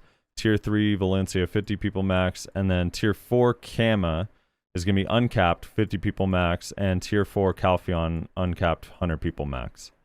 Mm-hmm. And then the thing is like, so I as I was getting up, my headphones broke. And my earpiece fell off, and I was trying to like kind of finagle it back on. No. Yeah, I got to get new headphones. But I heard you say that they're capping all node wars, but that it's not really true because of tier 4. But tier 2 and 3 are just going to be capped. I was kind of memeing. Yeah, but it is. You gotta say, like, there seems to be a trend developing here. There seems to be a That's trend. a bit worrying. And I don't know what to make of it because when you look at Siege, no one wants to play the uncapped ones. It's like very few people wants to play uncapped. Everyone wants to play capped. So right, it's like well, that's because it's Siege, and Siege is a fucking miserable format when you have a bunch of 750 gear score wizards shooting at you from the top of castle walls. True, but before they lowered the gear recs for tier 1s, those were also way more popular. And a lot of guilds that were already like pretty decent on tier 2, tier 3 dropped down to tier 1s because they were more fun. So I don't know. This almost seems like a response to like, it seems like everyone prefers to fight on caps versus gear. So there's things that are good and bad. I'll be the guy that focuses on the positive per usual, and you give me all the negative shit, Rez. All right, yep, your feelings. So of course, obviously, I'm gonna say the positive from a player with a lot of gear. I have a lot of gear that I should be upset because my gear won't work. But right. I don't really care that much. I think that playing on capped wars are pretty fun. I still feel like my gear matters in open world, and if I want to play uncapped node wars or uncapped siege, those do still exist. The problem for me, the big problem, is they have no mention of the rotation of these territories. So let's say for APOC, ideally Apocalypse would want to be on Kama because it's tier 4 uncapped and we have a lot of gear, and we could bring 50 people. We can't bring 100 or anywhere near 100, so Calpheon would probably be too stressful for us. But we could bring 50. But well, I know almost for certainly sure Calpheon's going to be full of snipe guilds, right? Yeah, Calpheon's going to be full of snipe guilds. But because one thing I don't think anyone's bringing more than like 60 or 70 to these node wars, are they? To every node war? No, well, no, not a lot of people don't. But my point is, our guild specifically can't. I mean, it is right now, but I highly suspect it's because people want the crystals, the new crystals. It's not because 70 people want a node war every day. So the problem is, we don't want to be stuck on Kama for the rest of our BDO lives. And that's the only territory that fits our guild. So they need to have like a seasonal system, or a system of like, if they're going to leave it this way, where if this rotates, these rules rotate for the territories like every month or so. So you're not just warring in the same spot forever. Right. Because like, I don't know, that sucks. Like I guess we could always drop down to tier 3 caps, but you also can't move around with the system. You're locked in your territory. And you not being able to move around means you're basically just stuck on that one territory forever. So it's like, yeah, I could go down to tier 3, but then I'm locked on that tier 3 until someone kills my home base. I don't know. So those issues kind of suck. But here's the positive outlook. I do think that most of the fights for uncapped people are probably going to be the 50-man, which means right now everyone is spread out all over the place. Like if you look at all the strong guilds, you have like Black Rose and Brutal, who are 2 guilds that bring like really powerful fights to a lot of the high-end tier 2, tier 3 scene. They're over in Valencia. You have Corrupt and Spartan and Dismantled for a while. I don't know where they are now, but they're also bring. I hate to break it to you, everyone's in Valencia and it fucking sucks. Well, no, Corrupt, Spartan, and earlier Dismantled was in Medaya, but Corrupt and Spartan are in Medaya, and then you have like Vertex and Show Nation are in Kama, and then like Relevance and Digital are in Califion. Like they're so spread out. We'll never be able to fight each other until someone deletes our home node and we go drop somewhere else. So this at the very least would put all of those guilds in one region unless they decide to go to capped wars. Mm-hmm. So that part I kind of like about it. And then I was supposed to be the only positive guy, but these caps are abysmally. I'm gonna steal my friend Guttermouth's word. They're insultingly low caps. Yeah. Like someone sent me a screenshot of, I think it was the tier 3. It might have been the tier 2, but one of the node war caps. It's pen to Vala with no crystals or food buffs or anything. I thought that was tier 2. It might be tier 2. I don't remember off the top of my head, but that's how you literally max out the stats on the cap. It was like absurdly low. Like even new players are beyond that, so it doesn't make any sense. Like seasonal gear brings you above tier 1 easy, medium, and now the new tier 2 in like the first month or two you play the games. It doesn't make any sense to have them that low. Yeah. But even tier 3. The caps are worrying, unfortunately. And that's kind of where like I'm concerned. My concern is that if they want to cap wars, then fine. If the idea is we're gonna try and prevent 750 gear score players from playing Dynasty Warriors on T2s and T3s and try to get them on T4s where theoretically they should belong, I'm totally down for that. The concerning part is that me, who is considered in the 95% of this community, right? I am considered a gearlet. I am far above the caps for any of these fucking nodes. Yeah. Like, what the fuck? So it's not just affecting like 750 fucking gear score wizards and shit. Like, it's affecting me, this supposed gearlet.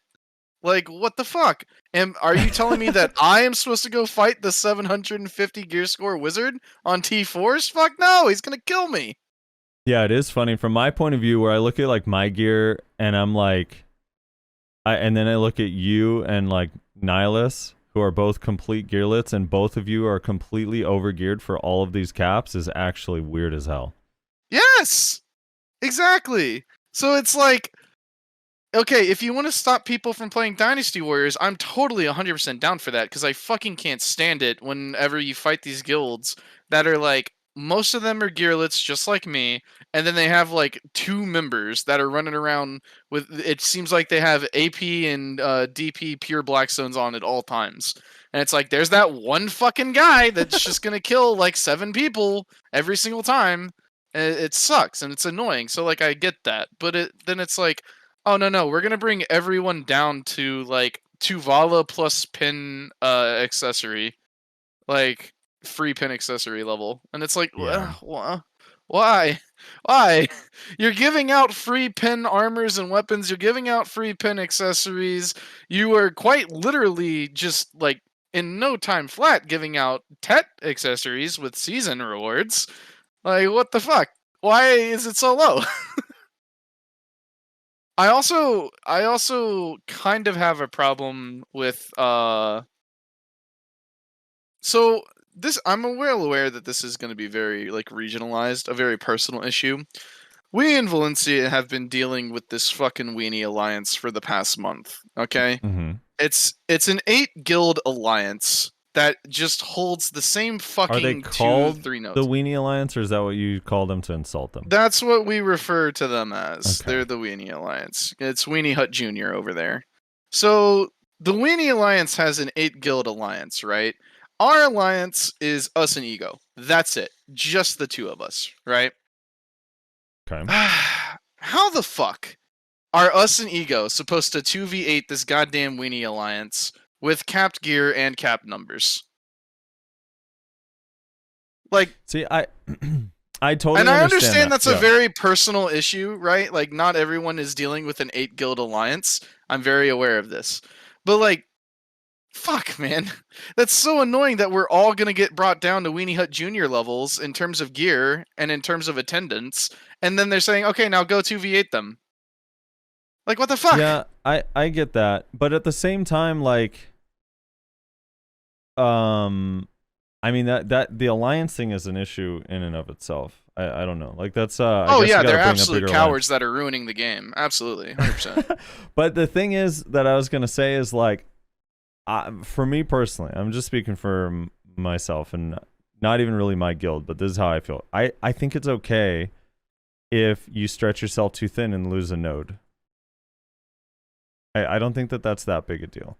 I know it's like because that's like the main question I've seen so far. Is like, well, if Right. it's a 50-man cap, how am I supposed to defend all 4 regions? Like you're not. You're not. Like you should have some risk and be like occasionally you lose some stuff. I don't know. See, and let's talk about this too, because this is another issue that I have with this fucking game. Yeah. Perlibis occasionally seems to do this really weird thing where they like the intern will listen to us and they'll go and tell the devs our ideas, but then the devs are like, yeah, but we can't actually just like do that thing. Like we gotta do our own thing that'll solve the problem. Mm-hmm. So we've been saying for months, if not years now, that the absolute cap on Node Wars and arguably Siege as well needs to be lower. You brought up the idea, I believe like a year ago now, that it should be 50. 50 members of your 100-member Node War guild should be able to go to Node War. This would greatly increase the amount of PvP Node Warring guilds. This would help a lot in lag. It would make for better fights in general, because anything more than 50v50, I mean, even 50v50 is kind of cancer, but anything more than that is super cancer, right? Yeah. Now we have Perlibis saying, okay, yeah, we understand you need member caps. So what we're going to do, is we're going to cap T1s at 25. And it's like, well, but why? There's a lot of T1 guilds that rely on bringing a lot of people in order to be competitive. Nope. 25. It's like, wait, why? Are there a lot of Like, T1 guilds? why- I see one T1 guild that owns the entire region. Yeah, that's because T1s are dead because the caps are awful. Legitimately. Wait, this guild Big Game Hunter 1, 2, 3, 4, 5, 6. They got 6 nodes. There's only They're 7. they're one node away from owning all of Balanos. Tomorrow they will own all of Balanos. Oh That's because the T1 caps are so bad. You can't do anything. The caps are so awful, and that's so you're what referring to people the gear caps. The gear caps are so bad. The gear caps, yes. The gear caps that are currently on T1s on live are the worst fucking shit imaginable. Now, apparently, intermediates or whatever they're called in Serendia are like, okay. Some classes really get fucked, but it's like fine for the most part. Your T1 easy caps are the worst fucking thing imaginable, which is why one guild owns all of Balanos. It's because no one wants to fucking go there. It's awful. And I think that's what a lot of the concern is with these caps, is they're like, dude, you're just going to turn it into that. Like, you're going to make it the worst thing imaginable. And it's like, maybe they won't. Who knows? Like, we have no idea if they're going to make it the worst thing imaginable. We're going to have to find out whenever that shit hits live. Yeah. But it's so bad right now on T1s. The caps are awful. So it sounds like I don't know what the tier 1 caps are, but it almost sounds like these caps here should be the tier 1. Like at least this tier 2 cap should be like the tier 1. I don't know. It almost seems like these 2 sets of caps should be tier 1 easy and tier 1 medium. Am I crazy? Like yeah, these probably. new tier 2 and tier 3 caps should probably be the medium and easy, and then just increase the caps. Because like I'm really surprised because tier 3 forever has been considered. It's tier 3 and tier 4 were basically synonymous. Like there's no difference between the two really. It's like all of the strong guilds you fight, and then occasionally some of those strong guilds are on tier 2 as well. So it's very odd to me that the tier 3 caps are lower than Valencia Siege caps. Because like even Valencia Siege caps aren't even that high. The caps make no sense, dude. The T1 easy cap, like here's how it should go, right? Because people compare the caps to like where they get with Tivala gear, right? Full pin Tivala gear. That should be your T1 easy right there. Okay. That should be whatever that fucking gear so that score would be is. This. That would be this. Whatever that gear score is, whatever those stats are, that full pen to volley gets you, that right there should be T1 easy, right? Okay. That right there should be T1 easy, because at that point you've played quite a bit of the game. I won't say a lot. You've played quite a bit of the game. You should have a decent understanding of your class. You should probably have PvP'd at least a couple times before. Now maybe you're ready for Node Wars. Or you can go in as a gearlet under Pentuval and probably get your ass kicked, in all honesty, right? And then it should scale up from there. It should scale up from there. Okay. Here's a separate issue. I don't know if I've heard anyone say this, but I'm thinking about this right now. Shouldn't all of the caps feel the same? Like, shouldn't the ratio of your time to kill be fairly similar across all the caps if you're at the absolute cap? No. But why not? I mean, isn't the whole purpose of the cap to prevent you from going but, over? No, because the reason why is because the damage and defensive scaling in this game is wonk to fuck. So theoretically, yes, it should, but in actuality, it doesn't. But I don't even think they're trying to do that. No, I don't think so either. But I'm saying that shouldn't that be their goal? Shouldn't, like, if I get, let's say I'm 750 gear score, right? Which is I don't know if that's even real. Mm-hmm. But if I'm 750 gear score. What do you mean you don't know if that's real? That's what you are. No, I'm not. But if I'm 750 gear score and I go fight on tier 1 easy, and then the next week I go fight on tier 1 medium, and I play the same class. Let's say I play I'm playing a striker. Or maybe a striker's a bad example because pet damage in that class busted. Let's say I'm playing ninja. If I'm at the cap in all of these, why is my time to kill vastly different between easy and medium and tier 2 and tier 3? Like, why are they all different? Like, does it actually make it easier if people are completely unkillable on T1 easies? Is that like... See, that's the thing I'm confused by. You're tackling this question as if to suggest that PA is doing that intentionally. They're not. They have, and I don't want to say this in a mean way. I don't mean to say this in a mean way. It's just a fact of life. They have no idea what they are doing with these caps. They're just picking them, and they're like, yep, looks good, and they submit it. They don't understand what these caps are. They have no idea how much damage you're doing at these caps. They don't know how tanky people are at these caps. They're just picking them based on seemingly arbitrary numbers and saying, yep, looks good, send it out. So, like, it's not... You can't look at it in its effect because it doesn't... They're not looking at it that way. They're not looking at it as, okay, well, how fast do you die if we were to set these caps? They're just saying, hey, what should the caps for, like, a new player be? Oh, I don't know. Like, let's just say, like, I don't know, 210? All right, yeah, 210 sounds about good. That sounds pretty reasonable for, like, a brand new player to be at, right?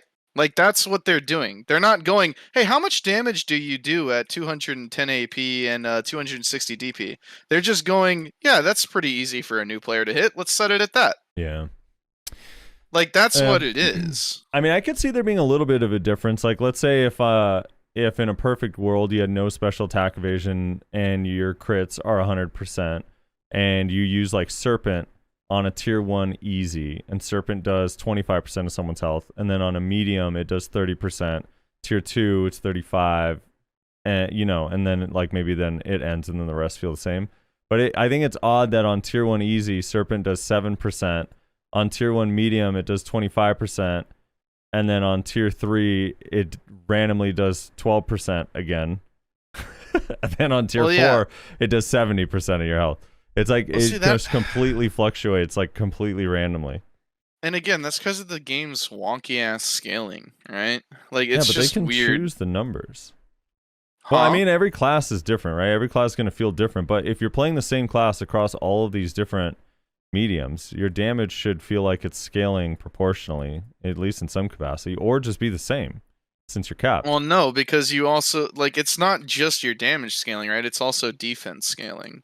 Right? Yeah, I know, but I'm saying they get to set why is their goal not setting the numbers to where it feels similar, or there's, like, proportional difference between each one that, like, because actually they makes don't sense? know. Again, they well, don't know. That's what I'm saying. Like, that's what they are. need to.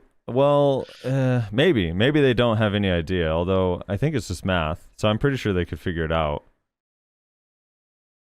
I don't know. It's just weird. I feel like that issue needs to be addressed a little bit, or brought up, or like find out what their intent is.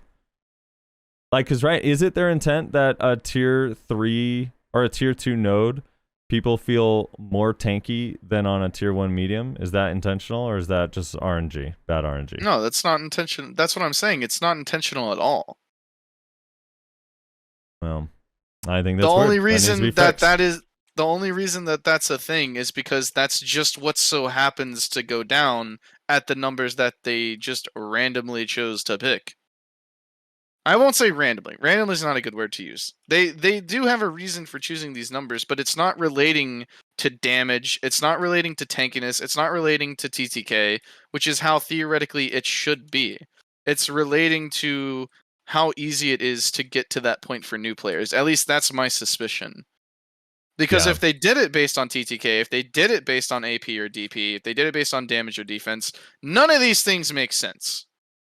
Yeah. So the only option I'm left to believe is that they're doing it based on a different factor entirely, which in my opinion is quite likely how easy it is to hit these caps as a new player. That's what I think. Right. But even that doesn't make sense because all the free gear you get, you're above like the first 3 levels of caps. Well, you gotta remember that the T1 caps were before they kind of started this give away everything for free spree. They just need to update it. As far as the T1 caps, they just need to update it. And I think that these new caps are based off of the T1 caps, which is why they are also so far behind. And that's why I say that they need to just... T1 easies need to be at full pen to Vala and then go up from there. Like, they just need to realize that like full pen to Vala is pretty easy to obtain if you're playing like consistently as a new player. So pretty fucking easy to get full pen to Vala. It's not that difficult at all. All right, so it's not too high of a standard. Before I get to the other interesting changes, I want to ask just real quick the philosophical question of, do you feel now like overall across the game your gear doesn't really matter anymore? There's a lot of people that feel that way. I mean, no. Not really. I mean, it's a weird question for me because I've never felt like gear matters that much. I don't know. This may be because, you know, I play a privileged class, being Berserker, but I've always felt like the amount of times where I've lost and I've said that was entirely because of a gear difference, I can count on one hand. So, I don't know. Gear matters in terms of like open world PvP, if you enjoy that. If you enjoy grinding, it matters so that you can grind more spots. If all you do is large scale, like if you don't siege, or if you just do cap sieges, probably not. Yeah. You should focus on being a better player rather than getting more gear. Well, but that's a part of most games progression, is just gearing. Even if it's like just as like checkpoints to feel like you've made progress. Oh yeah. It's something to go for. 100%. So I think that's why I kind of have a weird opinion on this because that's always because I'm jaded as fuck, right? Because of the class that I play, and basically every single guild that I've ever been in, including guilds that I've merked into for Siege and stuff, I am always a pretty consistent 20 to 50 gear score behind whatever the guild average is, and yet I'm almost always in the top 5 war scores, right? And I get that a lot of that is because of the class I play in Q buff and yada yada yada, but like, I'm a pretty decent large-scale player. I have no issue with that. I'm kind of dog shit in 1v1s, but I know how to work around the battlefield in large-scale. I'm pretty decent at it. And so I kind of like focus on that more than on gearing. Yeah. I mean, for me, I don't feel like it's devalued it because we still have tier 4s. I mean, currently in the game, we still have tier 2, 3, and 4, but even with the global abs change, like we still have tier 4. And both the versions tier 4, and if I do think I don't know how much of this is true, but I do think part of the reason people don't want to do Calpheon or like the uncapped version of Siege is full gear running into a choke is not a fun It's experience. awful. The siege format is the worst fucking thing that this game has ever goddamn created. I don't know about the worst thing, but it's definitely up there. I mean, I almost wish it's like Medaya and Valencia castles were just removed entirely, and it felt like Balanos Serendia sieges. I don't know. That I just hate. I guess I hate the castle in this game. It just doesn't work. Yeah. The problem is though is that castle sieges are cool. Like you see them in other games, and you're like, dude, this looks fucking awesome. Like this looks so incredibly fun. Like you look at castle sieges in other MMOs, right? But then you look at them in BDO, and you're like, what the fuck is this? Like this looks like shit. Why would I ever want to do this? It's just running your face into a wall for 2 hours straight. Like, this seems awful. Yeah. It seems awful for the defenders. It seems awful for the attackers. It just seems not fun. And it's kind of always had that problem. It's just that that problem has gotten way fucking worse as gear has continued to climb. I mean, all you have to say, no, Valencia Siege is fun, but going into the castle is not, period. It's just not. There's no way you're convincing me that ramming your face into the castle is fun. The other thing is that's what I'm saying. Here's how you know it's designed poorly. Again, we've said this 1,000 times, but you have to open your gate. You're benefited by leaving your gate, like saying, hey, this thing that's supposed to keep you out, open that, because if we close it, it hurts us. That is bad. This thing that is supposed to benefit us by leaving it down actually harms us, so we're going to pull it up, which should advantage the enemy, but actually disadvantage. Like, it makes no fucking sense. It's so backwards. All right, it's so badly designed. They added this tank. I've been asking for dragon buffs or Baron buffs. Pog! What? Tanks. They added this tank. I thought you got a rare drop or something. That was no. Me? Okay. No. All right, so you got to pop loot scrolls to get those. All right, so I have one running here right now and a tent buff. Although you know what, I did get an Orkinrad last hour, so there you go. It's something. I'm a little depressed, but it's something. Okay, so here's what they said about this new tank thing. They said the ancient tank can be acquired by destroying a military wagon that will appear at random locations during the occupation war zone. From the time the war is in full swing. It is designed to be coveted by many guilds as it grants great power to take over. However, in order to acquire the ancient tank, you have to deal the most damage to the military wagon. So a strategy to take the tank by inflicting damage to a military wagon while dealing with other guilds that have flocked to acquire the tank becomes important. So essentially, what I've been asking for, now again, this is on paper. I've been asking for just other objectives that make you decide, hey, maybe we shouldn't just be one gigantic ball that runs into the enemy. Maybe we should split up and send some people over there to go get that tank because the tank's going to help us later. Or maybe we strategize and think, hey, they're going to go for that tank. Let's try to full push their base now while we have a chance and they don't have their full group or whatever. You know what I mean? Like, just different options to kind of split up the ball v ball monotony. So I love this in theory. The thing I don't like about it is it needs to be operated by 2 people, which this is another, like, Gutter. I was talking about this with Gutter last night, and he was like, we can't even get people to operate the things that require 1 person right now. It's like really difficult because all the siege equipment is just like not fun to use. Right. So if this isn't fun to use or feel good, it's going to be annoying. I don't know. Yeah, I think which I know easier said than done, but one person moves, one person fires. That's how it works. They need to do an overhaul of like all things siege or defense equipment related.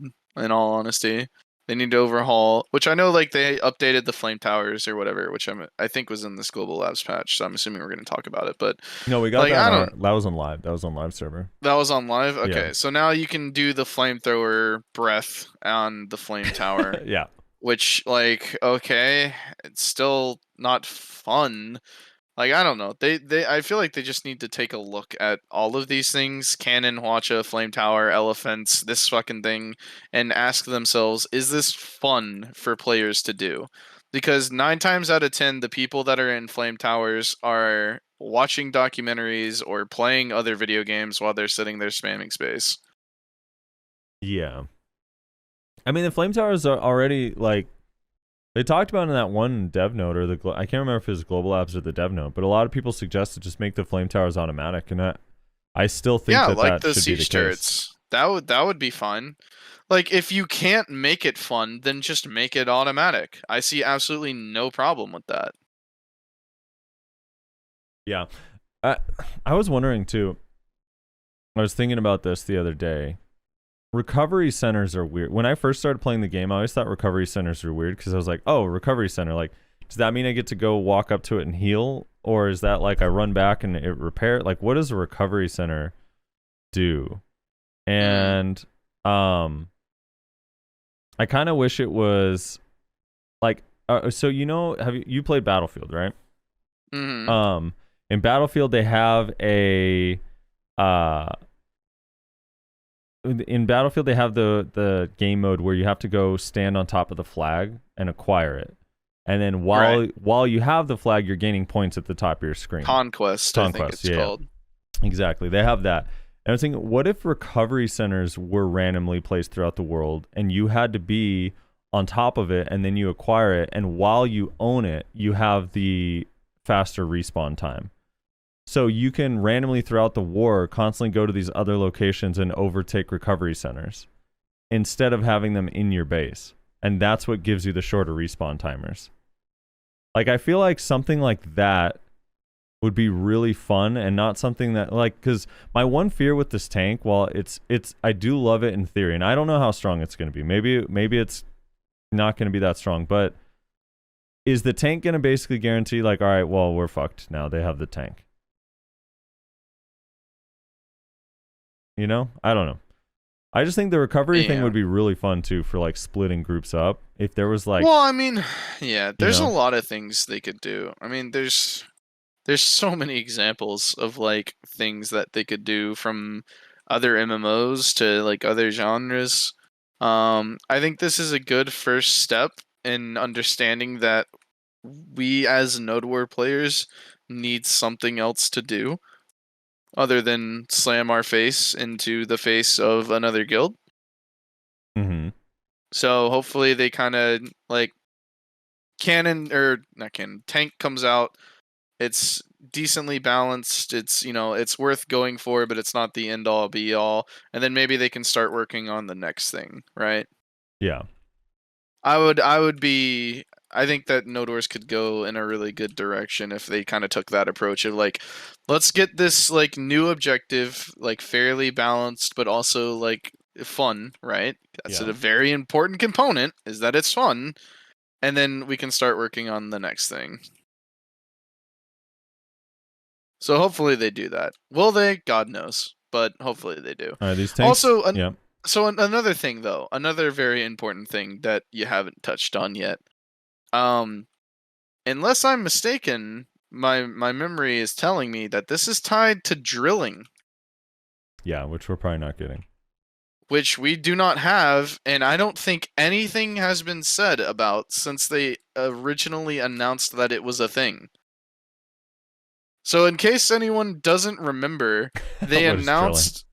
They also updated drilling kind of recently. Did they? Yeah, they did. I don't. They like changed the benefits of. Oh, it's in this change. Never mind, not recently. In this exact patch. Oh, the drilling okay. rewards have changed. So drilling, for anyone who might not know, and you could be forgiven for that because they haven't done shit with it since they originally announced it and put it on Global Labs. Drilling is this thing that your guild does out in the desert of Valencia. You have a guild drill, essentially. This is an objective that is constantly 24/7 under threat of being attacked, if I remember correctly. At any point in time, another like group of people, another guild, can go out there and start trying to destroy your drill, right? You get bonuses for having this drill. I don't recall what they are. It like mines a material, and then you also get rewards for killing other drills. Yeah. So it's essentially just a thing to kind of get people to do some open world PvP around, which is dope. except for the fact that it's way off in the middle of buttfuck nowhere in the desert. Not cool. So now they're tying this tank thing into the drilling, so you have to participate in the drilling content if you want to be able to use this tank in your node war content. That is kind of not pog to me.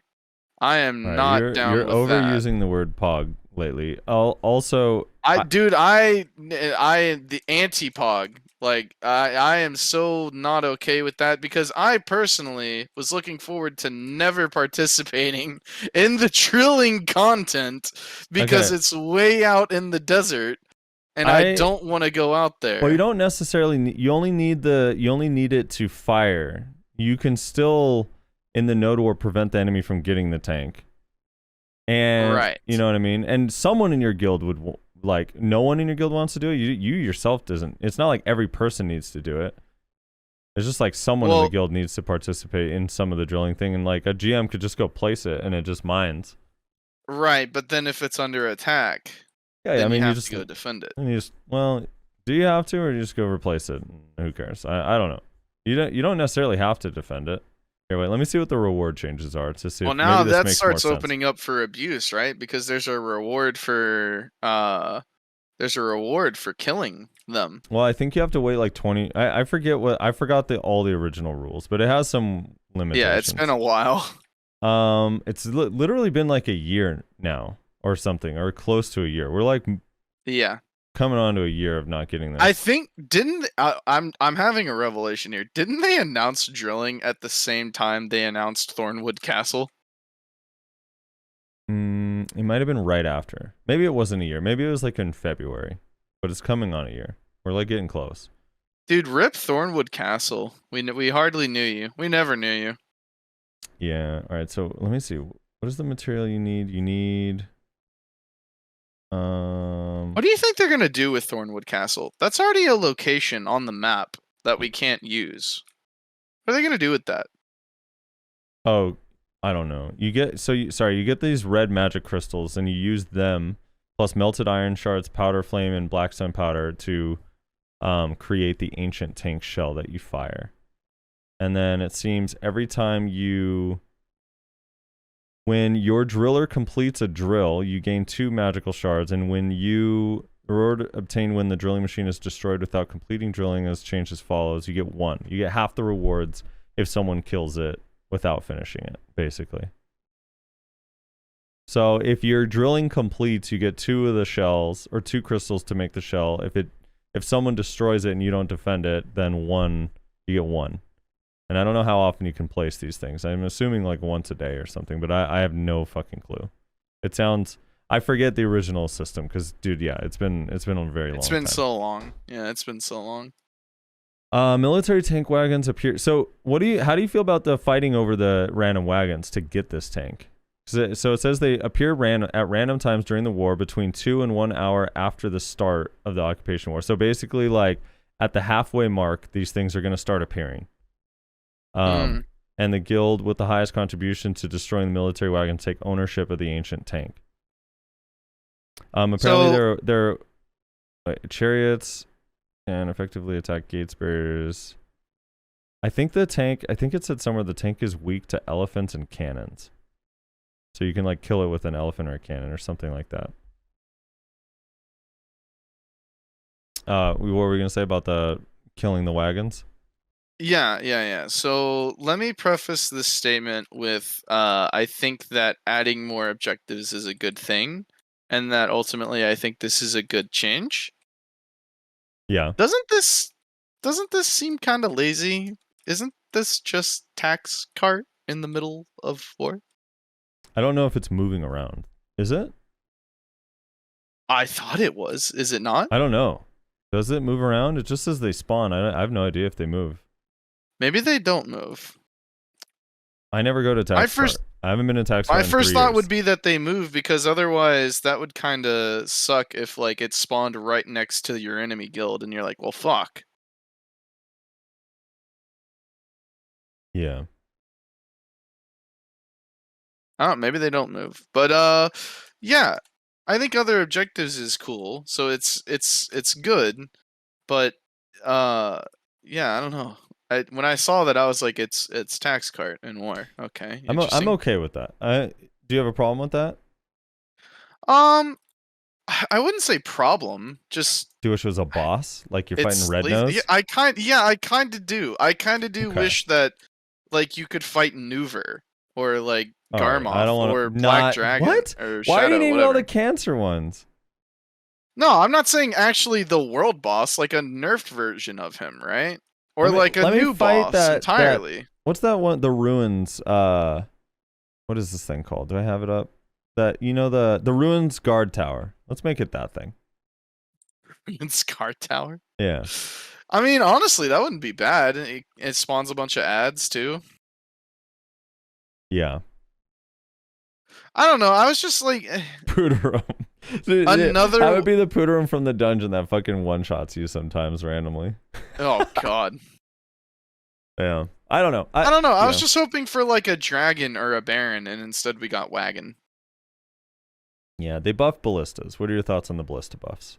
Damage increased by 30% to before when hitting Fortress, Command Fort, and Field Headquarters. Damage has been increased by 100% to hit annexes such as supply stations, recovery stations, and cannon obs.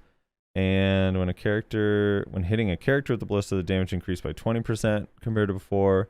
When hitting a castle gate, been increased by 30%. And the speed of the basic operations, stop while moving, move again after stopping, has been increased by 50% compared to before. And the rotation and turning and movement has increased by 50%. So trying to make ballistas usable. When's the last time you saw a ballista? Whenever we merked for some siege guild, a bunch of us in Bloodthirst merked into a siege guild, and we stole their ballista. Yeah. And we're running around with it.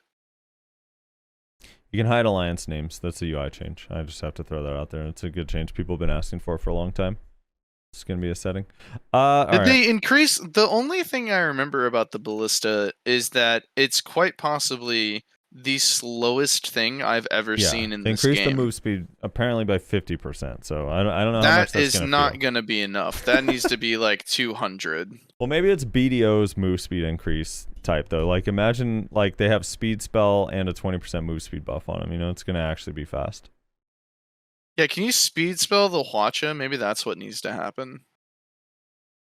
Or not the Hwacha, the ballista. Yeah. Well, they sped it up in a bunch of different ways and made it do more damage. So maybe it'll be actually good. I don't know. I assume it has to be manned by someone. My problem with the ballista though is that it's just a shitty cannon. Yeah. Right? That's what isn't it essentially a mobile Hwacha or not really? No, it's not like a Hwacha. It's more like a cannon, isn't it? I don't know. Because I feel like a mobile Hwacha would be not bad. Hwachas are really impactful in fights. If you could drag a Hwacha to someone's base, like a less tanky Hwacha. Right, but that's why I'm saying I don't think it's a mobile Hwacha. I think it's more like a shitty cannon. Maybe I'm wrong about that. I don't know. I've never seen one. No one uses them. I've never seen one used. I've only ever seen one taken out, and we ran it to the enemy base and then very quickly died because we were just memeing around. Nice. All right. Well, I don't know. That's mostly the node. We didn't get invited back to Merc for that guild, in case you're wondering. They're also changing node wars from 3 times a week to Sunday through Thursday. Essentially, your base is attackable any of those days. One of the main complaints is, well, you'll have to... Well, mostly people are worried about qualifying for Siege, right? Like, if your main days are Sunday, Monday, Wednesday, and someone could go destroy your home base on a Thursday, now you can't Siege. Right? You have to be like... Your guild has to be ready on a whim to go node war on a Thursday. Mm-hmm. I almost feel like the home base thing is kind of doesn't need to be a thing. I don't know. Does it? The home base thing? Yeah, do we need a home base for these nodes that just destroys all your nodes, or maybe they should just make it like I was thinking if they well, it just shouldn't count. Like I feel like if you obtain your T4 or T3, you should just qualify for Siege. Yes, that actually would solve it. Yes, you should just qualify for Siege if you won a node that week, period. Even if they get destroyed. That actually would Because- solve it and be simple. Because you do need the main node, because that's a big part of the whole expanding too far, like, Right. True. threatening thing, right? A big part of that is that, I mean, yeah, I don't know. That's a big part of it, right? Because there's multiple layers to this expansion shit that people have like slowly been figuring out since we got the changes, right? Like one of the things that is really funny to see is that whenever you get a node cut off, then that node gets liberated. Very funny. So these guilds that like have a bunch of nodes, like let's say they have a corner node and then 2 nodes in front of it. Mhm. If you take away the 2 nodes that aren't in the corner, they'll also lose the corner, assuming it's not their main fort. Very funny. So yeah, that the main fort thing is a big part of it. Dude, we're in trouble in Valencia. Yeah, you guys are screwed. Yeah, we're fucked. Well, it's partly because you keep calling them the Weenie Alliance. That's why they're coming after you. Where No, are you? that's not why we're screwed, dude. Family's over here now. So we have Brutal, Family, fucking Wait, goddamn, where what's are the you? guild's I don't name? even see you. What We guild are you? lost our node yesterday. Oh, so you could go what is anywhere you this? want. Dismantled. Yeah, we're thinking about going somewhere else, but Come hang Yeah, out. dude, Come hang fucking- out with us in Calpheon. look at this shit. Look at this shit, dude. You got Dismantled, Ego, Sublime. I thought Sublime was dead. Is Sublime not dead? I don't know. I think they're retired, but I think they still have members. They're probably just dropping, and if no one places there. Fair enough. Family, Brutal. ZZZ was the guild that we fought last night. We lost to them. They had so many people, bro. It was crazy. They had to Yeah. have had like 50 to 55 people. It was crazy. There You- was so many. You could go. You could probably get a couple good fights up at the top of Kama. Yeah, see, the problem with that is you got Show Nation running around collecting Yeah. every single node in Cam. But you don't never know, dude. Show Nation might win a territory this week. That's today. Yeah. We'll find out tonight.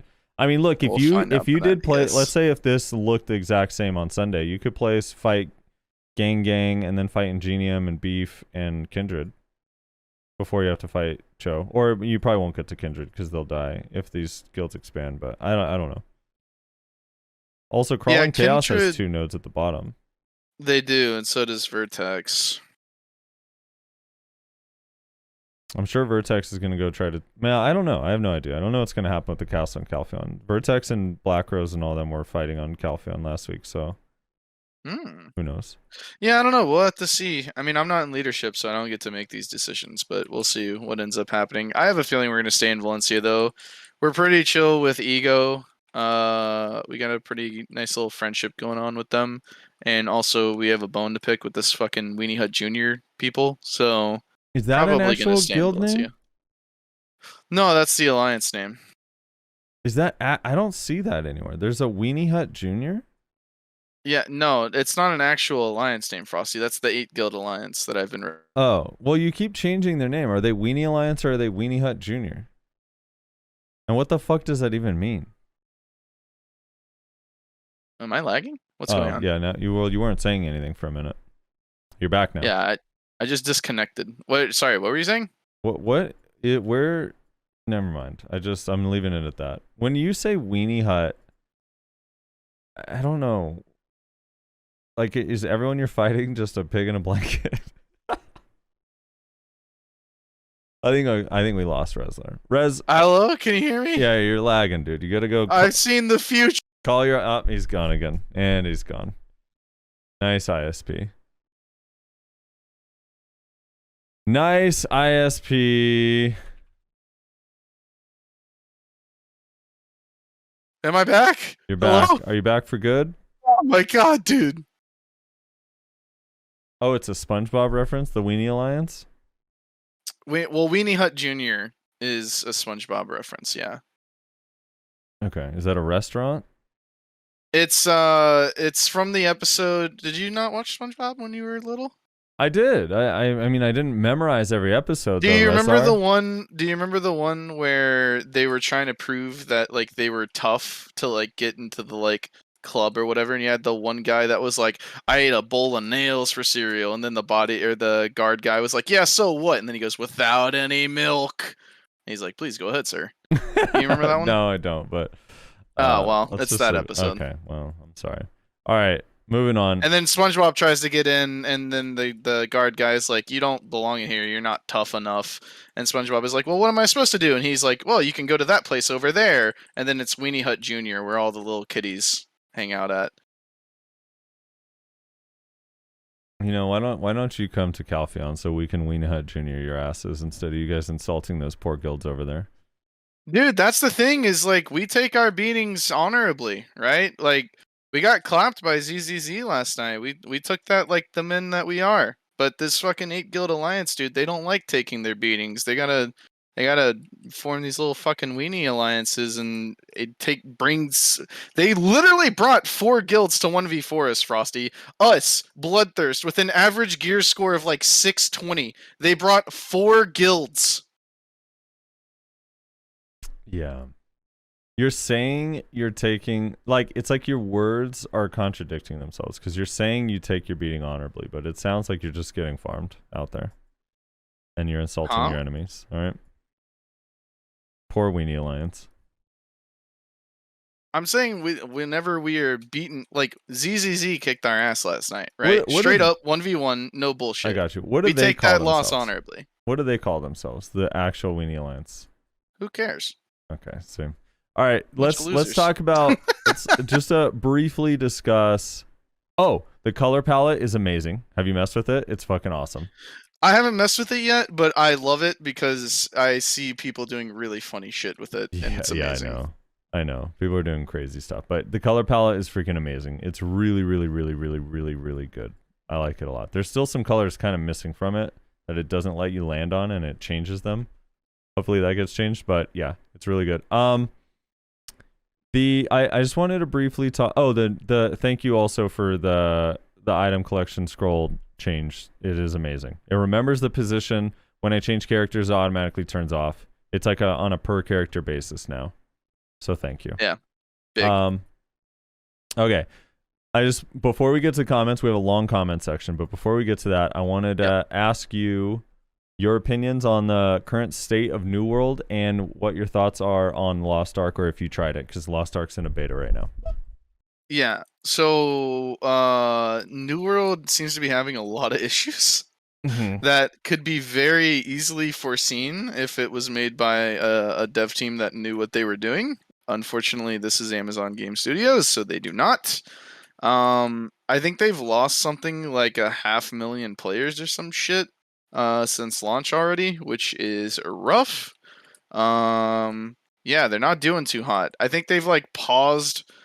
I don't play the game. First of all, I should say that first. I don't play the game. So if any of this is wrong, I don't play the game. But I think they've paused like all kinds of they've paused like trading, and I think they've paused the marketplace, or at least they did. I don't know if maybe it got turned back on. They're just constantly it's a sinking ship, and they are just desperately trying to plug the holes. And it's pretty sad to see. But I mean, that's what you get when you have a game studio that is trying to tackle one of the hardest genres in gaming as their very first game. I mean, I don't know what they expected. So, okay. That being said, a lot of people are still standing by it. Apparently, people are kind of getting worn out in the end game. I don't know. I keep seeing a lot of posts and complaints that there's not enough to do in the end game. So there's I don't know. fewer exploits now, which is good. Yeah, they're working on it. They're working like I on said, it. It's a sinking ship, and they are just plugging as many holes as they can. I'm assuming they rolled back for everyone, so that way you don't have to deal with people that did benefit greatly from the exploits. They had a big rollback. I have no idea. Cracked in chat is saying 1.05 is really good now, which I assume to be really good, you'd have to roll back, right? Otherwise, you still have a bunch of people that benefited from the exploits. There are people saying no rollbacks, so. Okay. That's interesting.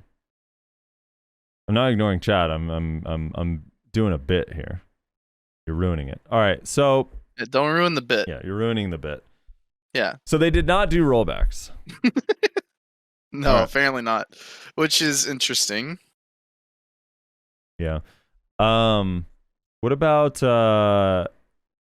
and people are getting burnt out in the end game? I mean, what is it just missing? I mean, doesn't I don't know what you do exactly at end game. Is it just mostly PvP? I don't know either because I don't play the game, so couldn't tell you. Well, I see a lot of people like Vert is still playing it a shitload. He seems to still be super into it. Nyashi's still playing it. No, I know a lot. He's playing Diablo 2. Oh yeah, he is playing Diablo 2. You're right. You're right. He would rather play a 20-year-old game than play New World. That is a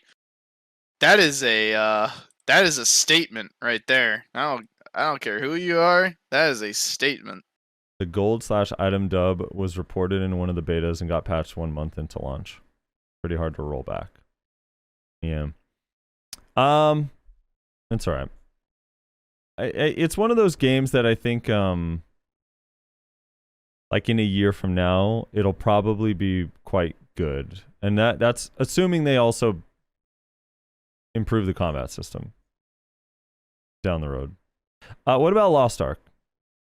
Now you hate isometric, but do you have any interest in Lost Ark whatsoever, or is it just isometric is an automatic no-go for you? Do I have to pay money for it? I believe it's $15 to buy the game when it comes out. Oh, $15. I don't know. People are saying it's free. Maybe it's just the pre-order is $15. Something is $15. If it's when free, I go to then it, you I'll have to. When I looked at it on Steam, you had to buy it. There was no free option. So I don't know. If it's free, I'll probably try it out. That seems pretty fun. For like a free-to-play game, sure. Okay. I don't know about spending money on it though, because I am not a fan of isometric. I don't know what it is. Isometric games just put me to sleep. I don't know what I just can't. I can see that. I've tried PoE, I've played Diablo, like there's something about it, man. I don't know what it is. It's just so I have no interest in like what's going on the screen. Like when I'm in BDO and I'm PvPing, like my heart is racing, right? Right. Because I'm like, oh shit. And then I go and do shit in isometric games, and I'm bored to tears or to sleep at the very least. I think at least the difference with this is it has way more in depth like PvP. So you might not be bored because of the PvP, and it has like actual dungeons. Now I don't know if PoE has dungeons or raids, but this has like legitimate dungeons and raids. So there's obviously a lot of parts where it's like just hack and slash, you're killing huge groups of mobs, but then there's also like really cool bosses with some interesting mechanics and stuff. And then PvP arenas, which I've said before, and I'm going to say again. Pearlbus, you guys have about 4 months to do something with resist and PvP and introduce arenas before you lose a lot of people that you don't have to lose just because they want to scratch that itch of getting PvP. And Lost Ark's going to provide it, and you're going to shoot yourself in the foot by ignoring that side of the game. Telling you right now. I'm going to reiterate that every week leading up to the launch. The PvP in Lost Ark is the main reason I would want to get it, because when Lost Ark first came out, I was very interested in it, and I was watching a lot of gameplay, and the PvP seems really fun. Yeah, I would say it's mainly the grinding that always gets me in isometric games. It's just not fun. I mean, I already don't like grinding in this fucking game, and this game's combat is way more interesting to me than any isometric. So grinding in an isometric just feels like the worst fucking thing imaginable. But the PvP in that game actually seems pretty dope. So yeah. Like, how much grinding do I have to do in Lost Ark? This will determine whether I play it or not. And I want you to answer honestly. How much grinding do I have to do before I can start getting good PvP in that game? I don't think much. You don't need gear to PvP. It's equalized gear, so you get to level 26 and you can start, but I think you have to get to 50 to get like all your skill points and all that stuff. I believe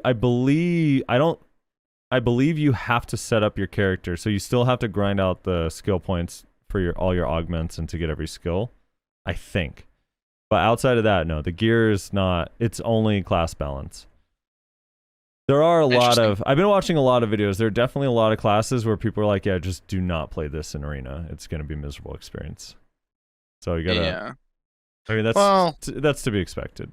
The classes, it sucks because the beta, there's 3 classes. People also say that wizards and witches can't win in 1v1s in this game, so. That's true. The classes that I super am interested in are not available. Like literally all of them. I want to try out the Scouter, I want to try out the Reaper, and I want to try out the Arcana, and none of those 3 are available. Okay. Yeah, I mean, I'll probably, especially if it's free to play, I'll definitely give it a try. If it costs $15, I don't know, maybe I'll give it a try.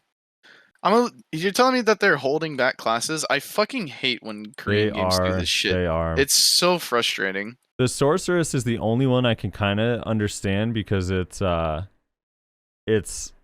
just, I think it just came out in KR or whatever, or it's about to come out. But the other 3, I have no idea why. I think there's 4 actually. There's a Lancer also that's not in the game. Yeah, and I have no idea why. No, Bear's not on the call. Someone said his Bear in the call. Yeah, I'm getting hurt over here. Oh, I do that's not like the sound second like or Bear. third person that said tell Bear to shut up. I sound nothing like Bear. Oh my god. Oh my god. Destroyer and Scouter are broken OP, that's why they're disabled. That's such a bad reason to disable them. Because, like, you can't eat, there's no competitive aspect in the beta. It's like it's irrelevant. I don't know whether I should be more insulted or if Bear should be more insulted than what I'm reading in your chat right now, Frosty. All right. Well, if I'm being honest with myself, probably Bear. So here's the thing. I do prefer third person, like behind over the shoulder point of view, but I'm okay with isometric, and I think that the game looks fun, and I actually do think I'll play it a lot. I don't think it'll be my main game because it still feels you know, like I don't know, it limits you on how many abilities you get and stuff, and I understand that forces some unique builds and stuff, but it also just makes the combat feel boring over time. But I do think I'll spend a lot of time on it. Just don't know if it'll end up being my main game. I'll definitely be spending a shitload of time on it for ranked arenas, especially if BDO doesn't give us ranked arenas and remove resist from PvP. Sorry, this is the last time I'm going to say it. All right, comments. You ready? We have a big ass comment section and a lot of people. Wait. What? Is there something we missed? You forgot. Did I? What? Oh, this is the other MMO section. We got to talk about the most popular one. I don't know what that is. Elion, dude. Oh. Yeah, Elion's okay. It's Terra 1.5. I mean, honestly, like the thing about Elion is it's a very traditional Eastern MMO. It's so like average. It's so painfully average. Yeah, it's all right. I think it's a game that you can enjoy for a while. I just don't like, dude. I look at it and I'm like, this is just Terra. And that's not, as much as I enjoyed Terra 10 years ago, that's not a compliment. It's a slightly better Terra. It's a slightly better Terra came out 10 years ago. No. It's improved over Terra, but it definitely feels outdated for the game. But the game modes are kind of cool. I mean, again, like, it's just such a standard thing in so many MMOs. It has ranked arenas. Please, Pearl Abyss. Like, it's just, give us ranked arenas. Please. This is what I explained. I forget who I was talking to. It may have been Mina. I don't remember. I was talking to someone about why I have absolutely zero interest in playing Elion. It feels like a game that's aiming to be average. Why would I want to play a game that's aiming to be average? Yeah. I think they had, you know what I respect about them though? The one thing that I do like about them is that they took in the feedback that tab target was awful and tried to make it action combat, and I hope that sets a trend going forward. Yeah, I mean, respect. Now it still has a lot of lock-on skills, so it's not fully, but it's like hybrid now, right? But it's like hybrid, mostly action, because it's just like AoEs and stuff. But respect on that front. But like, I don't know, man. I think one of the main reasons that I still play BDO, and despite all my complaints with it over the years, I still think I enjoy BDO. I can't tell if it's just Stockholm syndrome at this point, but I think I still enjoy it.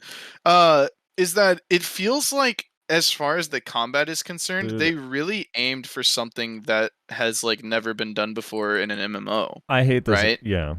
I'm sorry. I hate this argument. Quote, BDO don't want ranked arenas because we'd see how bad class imbalances are. No, you don't need ranked arenas to see that. Well, we Go already look at do. Node War. Yeah. And on top of that, no arenas in the history of any arena has ever not revealed that. That's all games. That's not unique to BDO. That is a horrible reason to not put in arenas. And there's no way that's the reason. All you have to do is go to RBF or go to Open World or go to Node War to see the class imbalances. Arenas don't change that in any way. I don't care if classes are imbalanced. I still want to play ranked arenas. As do most people. That's not a reason to not have it in the game. It's a horrible reason. Yeah, it's I mean, here's the thing. Every game is the wine imbalanced. shitstorm wouldn't change. It's already that way. It's not going to change. It's already here. If you've not been Witches following and Wizards the reworks, already complain about their 1v1s. We already hear complaints about grabs. We already hear complaints about perma-SA shield classes. It's not going to change anything. It's already here. You can't whine more than they're already whining every single week, every time we look at the global lab notes, and everyone says that their class is shit. It's not... Yeah, you're wrong. It has not... It's fine. It's fine. Who cares if people whine? People whine about balance all day, every day. Go look at Reddit. It's the only thing they talk about is crying about balance and how unfair things are. It's just that's not going to change. That's just how it is. That's how. And people have whined forever, games are. dude. I whined about Berserker back when we grinded Catfish and had GVGs at fucking Zarka Shrine or whatever it's called. Like, people whine. It's what they do. It's a fact of gaming because it's imbalanced. Every game ever is going to be imbalanced. There's no perfectly balanced game. And the idea that there's going to be more whining, I mean, I see where you're coming from, and like, maybe, I don't think so, but maybe, but also who cares? Like, there's already so much whining. There's already so much. It doesn't even matter. Why are we Completely going irrelevant. to deny people content because people are going to whine? That makes no one's saying that no you sense. wouldn't see balance issues. You would, but that's okay. What we're saying is that you don't withhold good content that everybody wants because of that. They're not. Yeah. If you're saying that they shouldn't release content because of that, then they should also cancel Node Wars and remove RBF. Because I don't want to see Novas just farming my entire team over and over again. That's worse than losing to a Nova in a 1v1 in a ranked arena. Is watching them kill my entire team by themselves. All right, let's go to the comments. You ready? Now Frosty's mad. No, I'm not. I'm just like, I just think it's a horrible take, and it's not. That's not why they're releasing it. It's just such a bad take. I feel like I can't believe people still think that that's an actual reason they're not putting in ranked arenas. Do you know how bad the imbalance is in BDO Mobile? Have you ever looked it up? Like, some of those classes are completely unkillable. They still have ranked arenas in their own freaking game with horrible imbalance, and the entire game is pay to win. I don't know. It's just like, give me a break, dude. They don't care about that. If they cared about bad feedback, they'd stop just balancing classes in general, because all they get is shitstorms from every single thing they do. Yep. It's not more work for them. I mean, arenas, any content is more work for them, but the benefit is you're going to actually keep people that want to play competitively. Right now, those people don't exist in our game, or they're slowly fading away because there's no scene for it. So the benefit is way, way bigger. I remember at launch, I had a tamer who all he wanted to do, a tamer in my guild, all he wanted to do was fight in the arenas. We didn't have BA, so it was you fought in the actual city arenas. That's all he did all day, and he always talked about how, oh, dude, I can't wait until they add actual arenas, and then I can go and fight on like a leaderboard and stuff, and it's going to be so much fun. It has now been, what, 4 years? 5 years? And that dude is still not, like, he can't. He can't come back to this game even if he wanted to, because the thing he's waiting on still isn't here. Yep. That thing that he was excited about at launch still isn't in the game.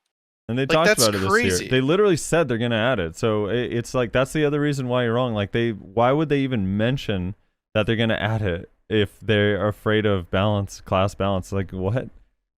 All right. Anyway, let's move on. This could go on forever. Is this the what episode is this? It's 129. So we need to start with the 129, right? Musa Maywall one, whichever one that is. I don't remember. All right, here we go. Magnus says first. Also remember 20% passive, 15% active. I don't know what that's in reference to. Clo Killer says if all those classes got as many changes as Warrior, this podcast would be 20 hours. Lol. I mean, we had a... Oh, I see what you're saying. Well, we had to kind of cut through. That's true. It would have been kind of crazy. On that week, some of the classes got as many. Only Musa, really, though. Mayo was a little bit fewer changes overall. Wiener Winger says first, which he's third, so that's pretty off. Nothing King says, dear God, no. I hope they don't give SA back on Voltaic. With the new changes they have on Rework, they are fine with what they have. I'm sure he got insulted and attacked. Oh, no. Wait, people were actually, like, agreeing. All right. Genesis says, casters. Got jokes asking for split TP and more iframe with all the utility range damage they have now. Really? They're technically asking for a better version of Rift Chain that travels faster and further instantly with the option to immediately iframe back out after instantly casting a skill. Something not even Suck Sage was able to do. Sage needing to first slowly pocket, then dive, cast, and exit. Now either the dive/exit is in SA. Maybe I'm biased as an old Suck Sage that made and leveled Awaken Wiz for PvP. As a Wiz Discord hates the rework. I kinda like it. I thought reworks were supposed to balance classes to the newer ones, not make them completely obsolete. Some of these requests are getting extreme. Every class should have its vulnerabilities. Casters have been so good for so long with so much versatility in their kits, they've forgotten at this point. Bad enough that they don't even know the concept of stamina or resource management. Rezlar and his Wiz doing God's work. Musa and Mewa guest request totally reasonable and down to earth. Excellent guests here. Great podcast too, except for the crazy part in the beginning. More iframe. Heh. All right. I feel bad for Sages, honestly. Suck Sages, I should say. Not Awakened Sages. Suck Sages had like 1 or 2 weeks where they were the most busted thing this game has ever seen. And now they don't exist. Yeah. Orden, no one knows why. No one knows why. We also don't know why it took them super long to give us a color wheel. We also don't know why it took us so long to implement the loot scroll system. That was probably also because it was going to show imbalance. You're also just guessing. We don't know why half the shit that is really basic isn't in the game. There's a lot of things. Arenas being one of them. But what we do know is they said they're going to add them. So it's like if they think there's no benefit to it because of the class balance, they would not say they're going to add them. That's the thing. And at the end of the day, it's like even with class imbalances, they're supposed to add a 10v10. That's also not here. Is that because 1v1 class imbalance? I don't think so. Jimin's Jam says, I'ma say it again, PA hates Musa and Mewa. They just want us to bend over and accept their limp dick excuse of a rework. That's pretty awkward after this week, isn't it? What am I supposed to do with that? Ian says, balance 1v1 will increase other aspects unless they can guarantee WizWitch will be somewhat the same at large scale. I mean, it potentially could, but let's say if you made Dagger Stab a quick CC with a little bit of AoE that you could use after a dash that has some range, is that really going to affect large scale? I don't think so. It, for example, if Shift Q is cancelable after the stiff attempt on Sage, is that going to really impact large scale much? I really don't think so. You can definitely make changes that impact 1v1 while having much less of an impact on large scale. Adel Manetta Rivera says, me listening to the argument on Zerker versus WizWitch large scale 1v1 potential nerfs and buffs. Also me, I cannot win at 1v1. I don't participate in Node Wars. What the hell is happening? See, I just...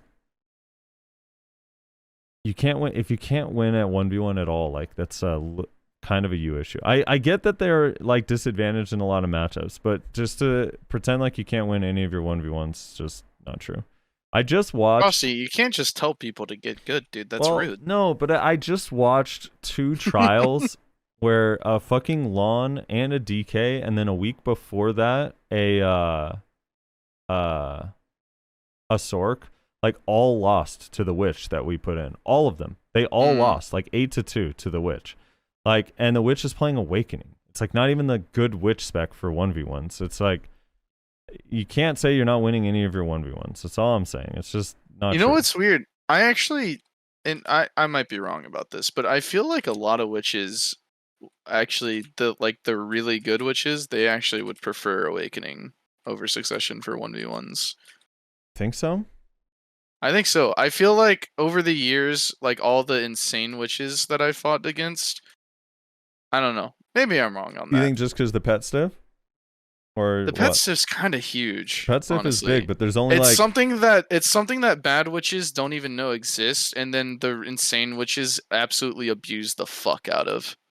Yeah, but the problem with the pet stiff is there's only like 4 witches that know how to use it properly, and the rest just don't ever do it, or they don't do it enough.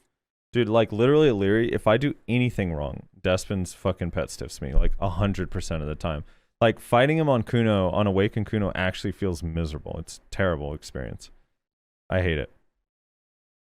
Also, like to kind of touch on Witch and Wizard in 1v1. I know I've said this before, but I'm just going to reiterate the point really quickly. Yes, it's hard, and it should be. You should have a chance, and you do. Yeah, I think that they could improve. They could improve Witch and Wizards 1v1s a little bit, and that would be fine. But I think that you still probably need to be at the bottom of the totem pole, because guess what? You're still at the top of the totem pole in Node Wars. And don't point out outliers like Awaken Sage or Awaken Nova. Those things are not okay and need to be nerfed. All right, I gotta Kalani stop. All right, Musat or Lost Soul says what? Somebody talking shit? Yeah. I said you only see Hard Awaken stuck Witches T1. because you're hard stuck in T1. Omega Lolden. Not wrong. Not wrong. I do think there's some... I don't know. We'll see. Only one of those people actually won the tournament. I'm just going to leave it at that. All right. Lost Soul says, just hit a pen tongue ring while watching, but I don't know how to feel about WizWitch being even in 1v1. They can TP away and heal back to almost full HP in every class without a grab. I have a hard time with full block class. Yeah. I don't know. I also think the reworks are gonna, like, especially if they get a few more tweaks to connecting all the new skills together and stuff, like the 1v1's still gonna be improved a little bit. Maybe it's not like major, but it'll help a little bit. I'm so confused by this comment. You should apply that same logic for Zerkers, Lawns, and Nova. Okay. Like, none of the, like, with the exception of Nova, which again is an outlier, I'm sorry, none of those classes have the same effect on large scale as Witch and Wizard. Do you understand how long Witch and Wizard have been king of large scale? Like, actually. Like, I don't know if maybe you're a new player, so you don't understand.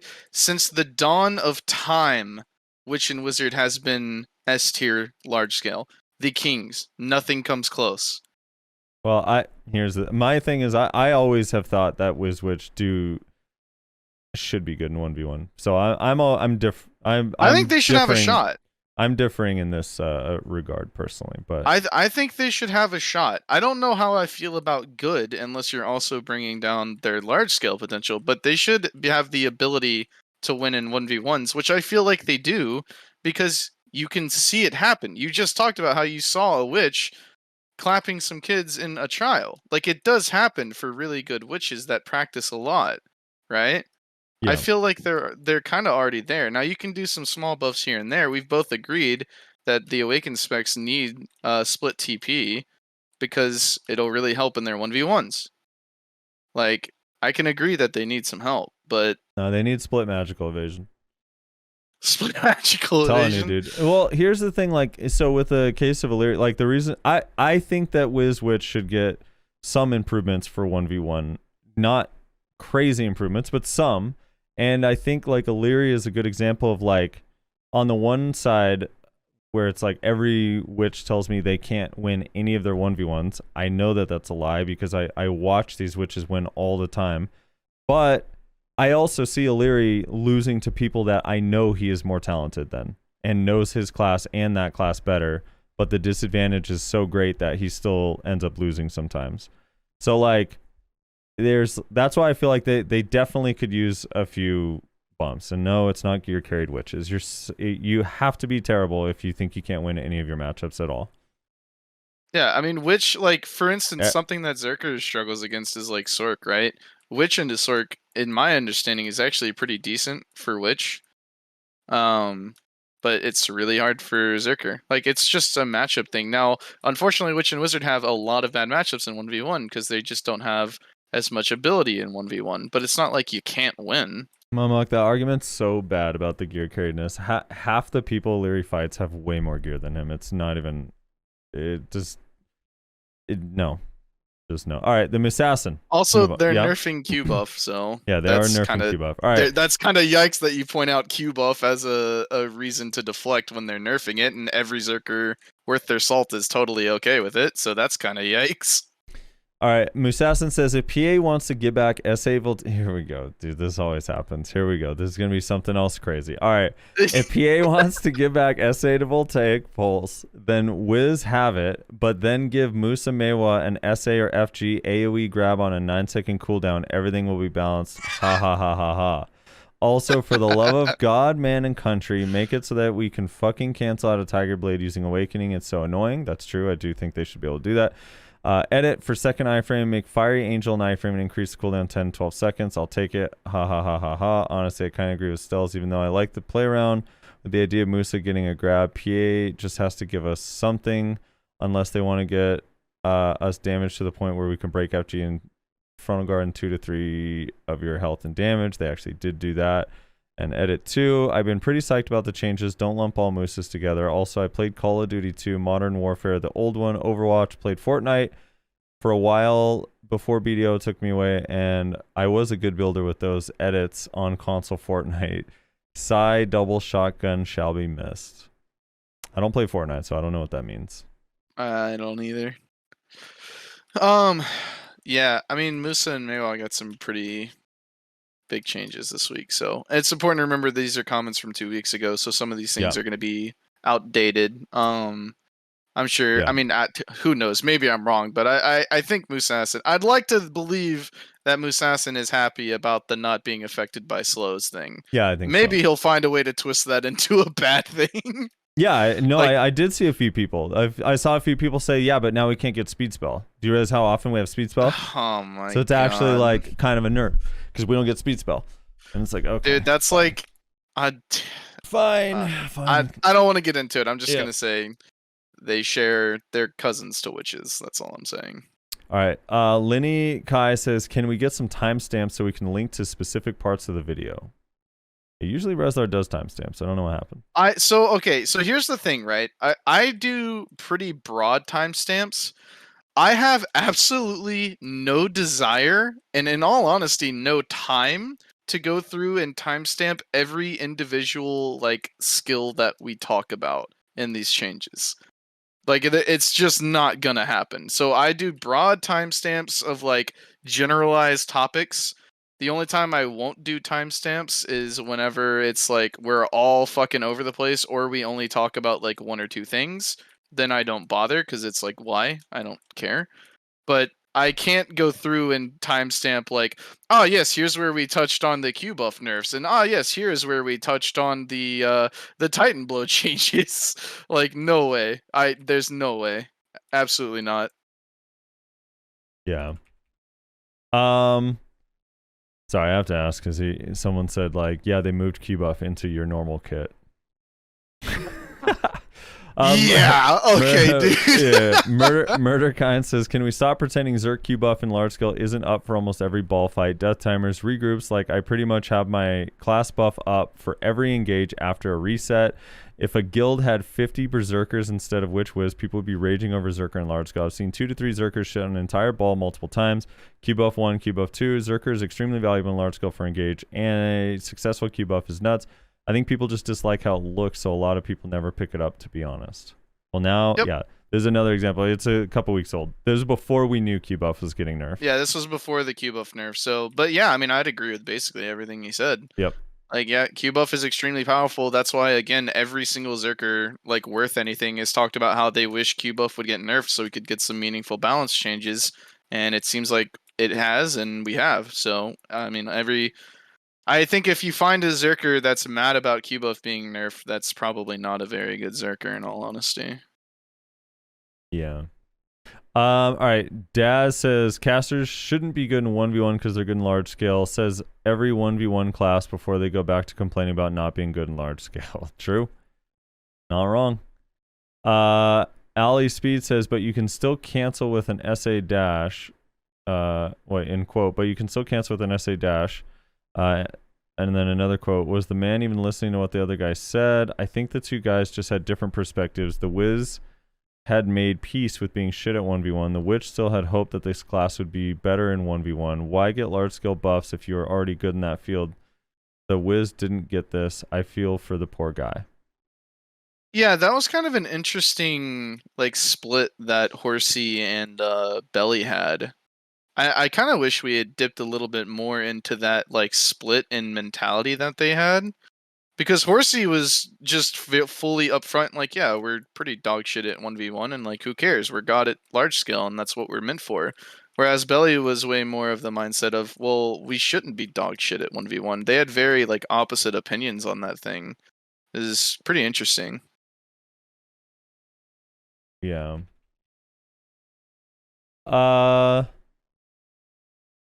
Let's see. Battle Hot Dog says, what do you guys think are the best 1vx classes? Can you make a top 5? Sork and Ninja are probably up there, but what else? I think top 5? Yeah, top 5. Sork and Ninja are definitely up there. I think that well, I don't know how many the X is. It depends on the X. If it's only 2 and maybe 3 at the most, I feel like Tamer could be in like 5 or 6. You could probably put, I think Awaken Nova would definitely be up there, especially with Excel. You can easily 1v2 or 1v3 on an Awaken Nova. I'm trying to think of the class out top. Zerker with Q buff. Yeah, Zerker with Q buff. I think Awaken Lon can do it pretty well as well. I think Awaken Hash also can do it. It's just like once you have 3 or more, it starts getting really hard. Yeah, because his skills pretty are much too slow. Anything more than 3, and it's basically exclusively Sork. I think Awaken Sage can still do it in 1v2 also. I mean, I see it regularly. Awaken Sage does it 1v2, 1v3. Anything more than that, they take too much chip because Bolt's not iframe anymore. But yeah, no, Awaken Ninja though too. It's not just Sork. Even like I've seen ninjas go against like 4 or 5 people and stay for a long ass fucking time. Yeah, I don't think they're as good as Sork is though. In 1vx, like I feel like the more numbers you add to that X, the higher that X gets, the less it's Ninja and the more it's just Sork. Yeah. To clarify, also Awaken Sork, not Suck.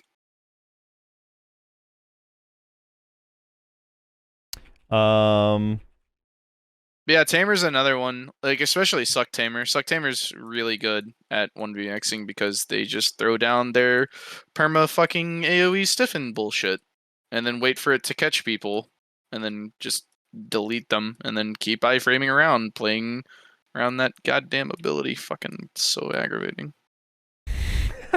Matt said, I remember when I used to watch the streamer and forget why I stopped. Also, do you know what Pokemon is in my PFP? I don't know what that is. I don't know what that is either. I'm not looking at it, so I couldn't know. But I'm going to guess Wobbuffet? I don't know what PFP is. Profile picture. Oh. I don't know.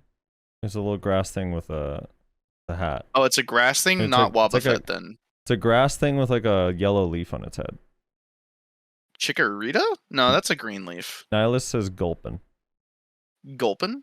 Oh, yeah. It could be Gulpin. Yeah.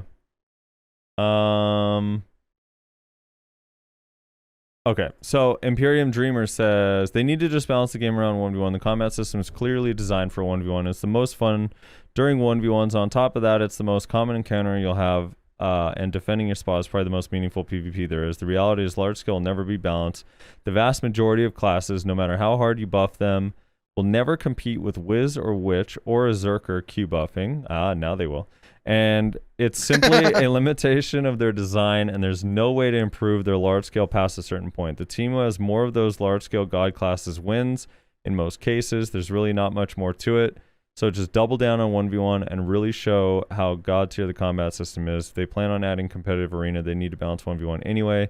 If they release arena and it isn't just gear based and 1v1 balance feels reasonable, it will be extremely popular. For many of us, it's the only thing we've asked for since launch. I don't even care if it rewards nothing. Just make it vaguely fair and I'm in. See, man, people want this. Just give it to us, PA.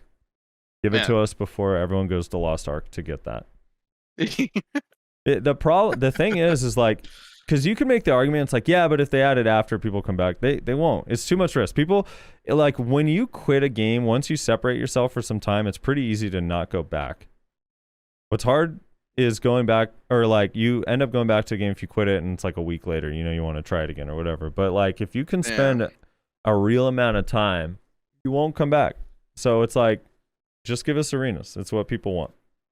Studsy says, I mean, I can guarantee you if they add arenas, my friend Kiki isn't coming back.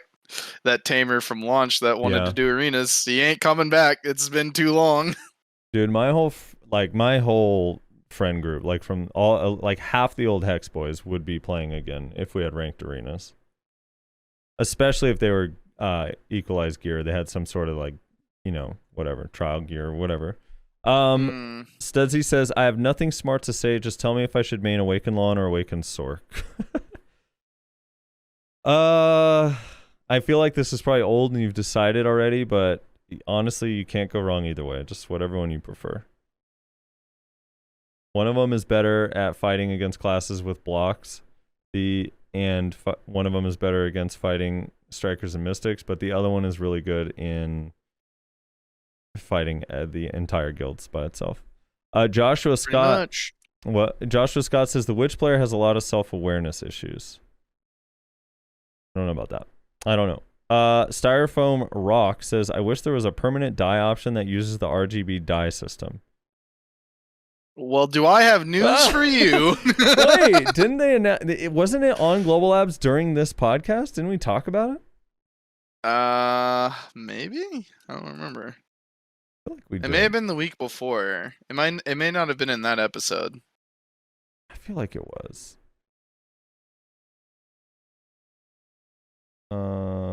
Either way, congratulations, you got your wish. I'm looking at it. I wonder what he means. Or maybe he means like if your value pack runs out, you still maintain the die. Oh, yeah, no, not that. Maybe that's what he means. It's the only thing I think of. Mineria says, wait, what? DK didn't get a new skill in Suck. She got changes to her skills in main hand, which I guess the airstrike flow mostly affects Suck. But in essence, it was a main hand change. Also, holy damn if they add a 10-man spot at Sawson's. Even I might go join a real guild. That sounds like so much fun. Intern, please listen. Okay. That new skill applied to your airstrike is a massive, massive impact on Suck compared to Awakening because it actually does a ton of fucking damage. The damage reduction on it and the damage numbers and the fact that you're always in pre-awakening so you don't have to C-swap to do it. Like, for example, if you're grinding if you're grinding on a Suck DK, you're always there's no reason not to start off your combo with airstrike into the flow. It's like a huge, huge, huge buff for 1v1. For PvE. And then like in Awakening, like that skill, I don't even know if anyone's going to use it because the non-prime or that version of the skill just doesn't do damage. I mean, it is a Suck. I mean, I guess, but it's like only the Suck skill does damage. So it has no impact on one, none on the other. But I guess it was semantic of you to even point it out. All right. Shazar says, I couldn't watch the podcast with Valkyrie DK rework earlier. Unfortunately, I have to say There's a lot of wrong information or deduction made. Don't want to be too harsh, but saying that either Suck Valk or especially Awakened Valk are all right in PvE is kind of so far out of reality that I have to be very sad here. A hint might be if when that statement is made, then the tag characters on different classes are used for PvE. I do think that those classes are okay for PvE. They're not as bad as you're making it sound, Shazar, but they also both got a bunch of PvE buffs, so... And they'll be even better after. Pretzelicious says I was promised timestamps. I don't know what to tell you, man. I put broad timestamps in the description of the video. I'm not going to timestamp each individual topic. I have no desire to do such. All right. So let me go to the other video real quick. So this is the one that had the other 5 classes. The last of the 5. I think this Mystic, one Lawn, Ninja, Kuno, Zerker. Yeah, the important classes. The important ones. Jful says first, ooh, Monarch Gaming says not first, might as well be last. Kunoichi rework, it's a little pog. Little Pork Chop says just made a seasonal Kuno after seeing the change to Tenon Cutter, very excited. Silver Zico says when everyone running around one-shotting everyone they see with one skill, we have Rezi here asking for Ruins nerf. When Sakuno already got hard nerf. Ruins nerf? Already got hard nerf Tenon and Shadow Clone Tenon nerf is huge. Yeah, the snap in it was strong, but it was not hard to avoid for me. The Tenon snap put a huge pressure in your enemy, but now it's gone. We didn't get something good in exchange for it. Pressure-wise, look at the other class, Rework Striker, Warrior Sork, Live, Nova, Sage, Courser. We're already playing the one-shot meta. Why are we not allowed to do what others do? Changed my mind. Well, technically, damage-wise, Sakuno did get a massive buff. And also, they gave us the Tenon Cutter teleport snapback, so it's okay. My only issue with this Kuno nerf changes is that not a single thing is going to really benefit large scale in any way, sadly. Wait. Yeah. Did we do comments on the Musa Meiwa one? We just did, yeah. No, I'm saying in that episode, did we do comments from the previous week? No. Well, we haven't done comments for 2 straight weeks. We skipped it twice when we had all the guests. So then you skipped 1 week. Oh, did I? Did I skip the which week did I skip? Well, if we didn't do comments on the Musa Meiwa episode, then we need to do the comments from the episode before that. If we didn't read comments on that you're episode, saying on that? Okay. So I got to go back a week. Let me finish these ones since I already started, and then I'll go back to those ones. And then we'll travel back in time to 3 weeks ago. Yeah, to 3 weeks ago. I completely forgot. Yeah, what episode? Yeah, I just had that realization where I was like, wait a second, do we have 2 weeks? Wait, no, it should be 3. I think that was the DK Valk episode. The comments on the DK Valk episode. Yeah, okay, that makes sense. Also, I'll be right back. I gotta use the restroom. Okay. Let's see. Mr. Spectacular 37 says here for the Lawn Awakening, Lawn or Moose Awakening, which is better for PvE in your guys' opinion? 6 hour plus. I love it. Makes my day at work easier to deal with. Hey, glad you like it so much. Post rework, Lawn or Moose Awakening. I don't know. Musa probably, but it'll be close. So I would just pick based on whatever class you like better. I think they're both gonna be pretty good in PvE. So. I think you could go, maybe Moose will be better because its skills got dramatically changed. Whereas Lawns were like, the pull is better and some of the skills got damage buffs, but the Musa damage changes are like wild for PvE and PvP for that matter. Lakes in 9003 says, so hyped for the next Global Lab changes. I feel like they've done a great job overall, but lacking in some. Many classes haven't got a change that they need, but other stuff that is nice, but no one asked for. What do you guys feel about skills that have grab resist and you can't be grabbed if you do it? That might help some classes struggling against non-grab classes. If they did it on actual good skill, we could trade damage and feel safe for a second or so.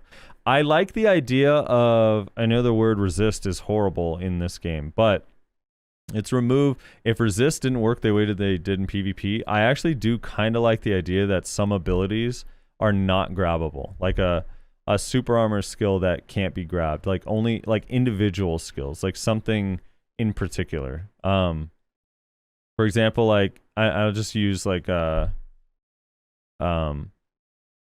Musa as an example. Like if they use like one step back, you can't be, or sorry, the SF. I always forget the name. I confuse the names. But SF, the one where you scoot back and do the slash. Like even though that's super armor, if that skill didn't have, like you couldn't be grabbed, that'd be kind of interesting.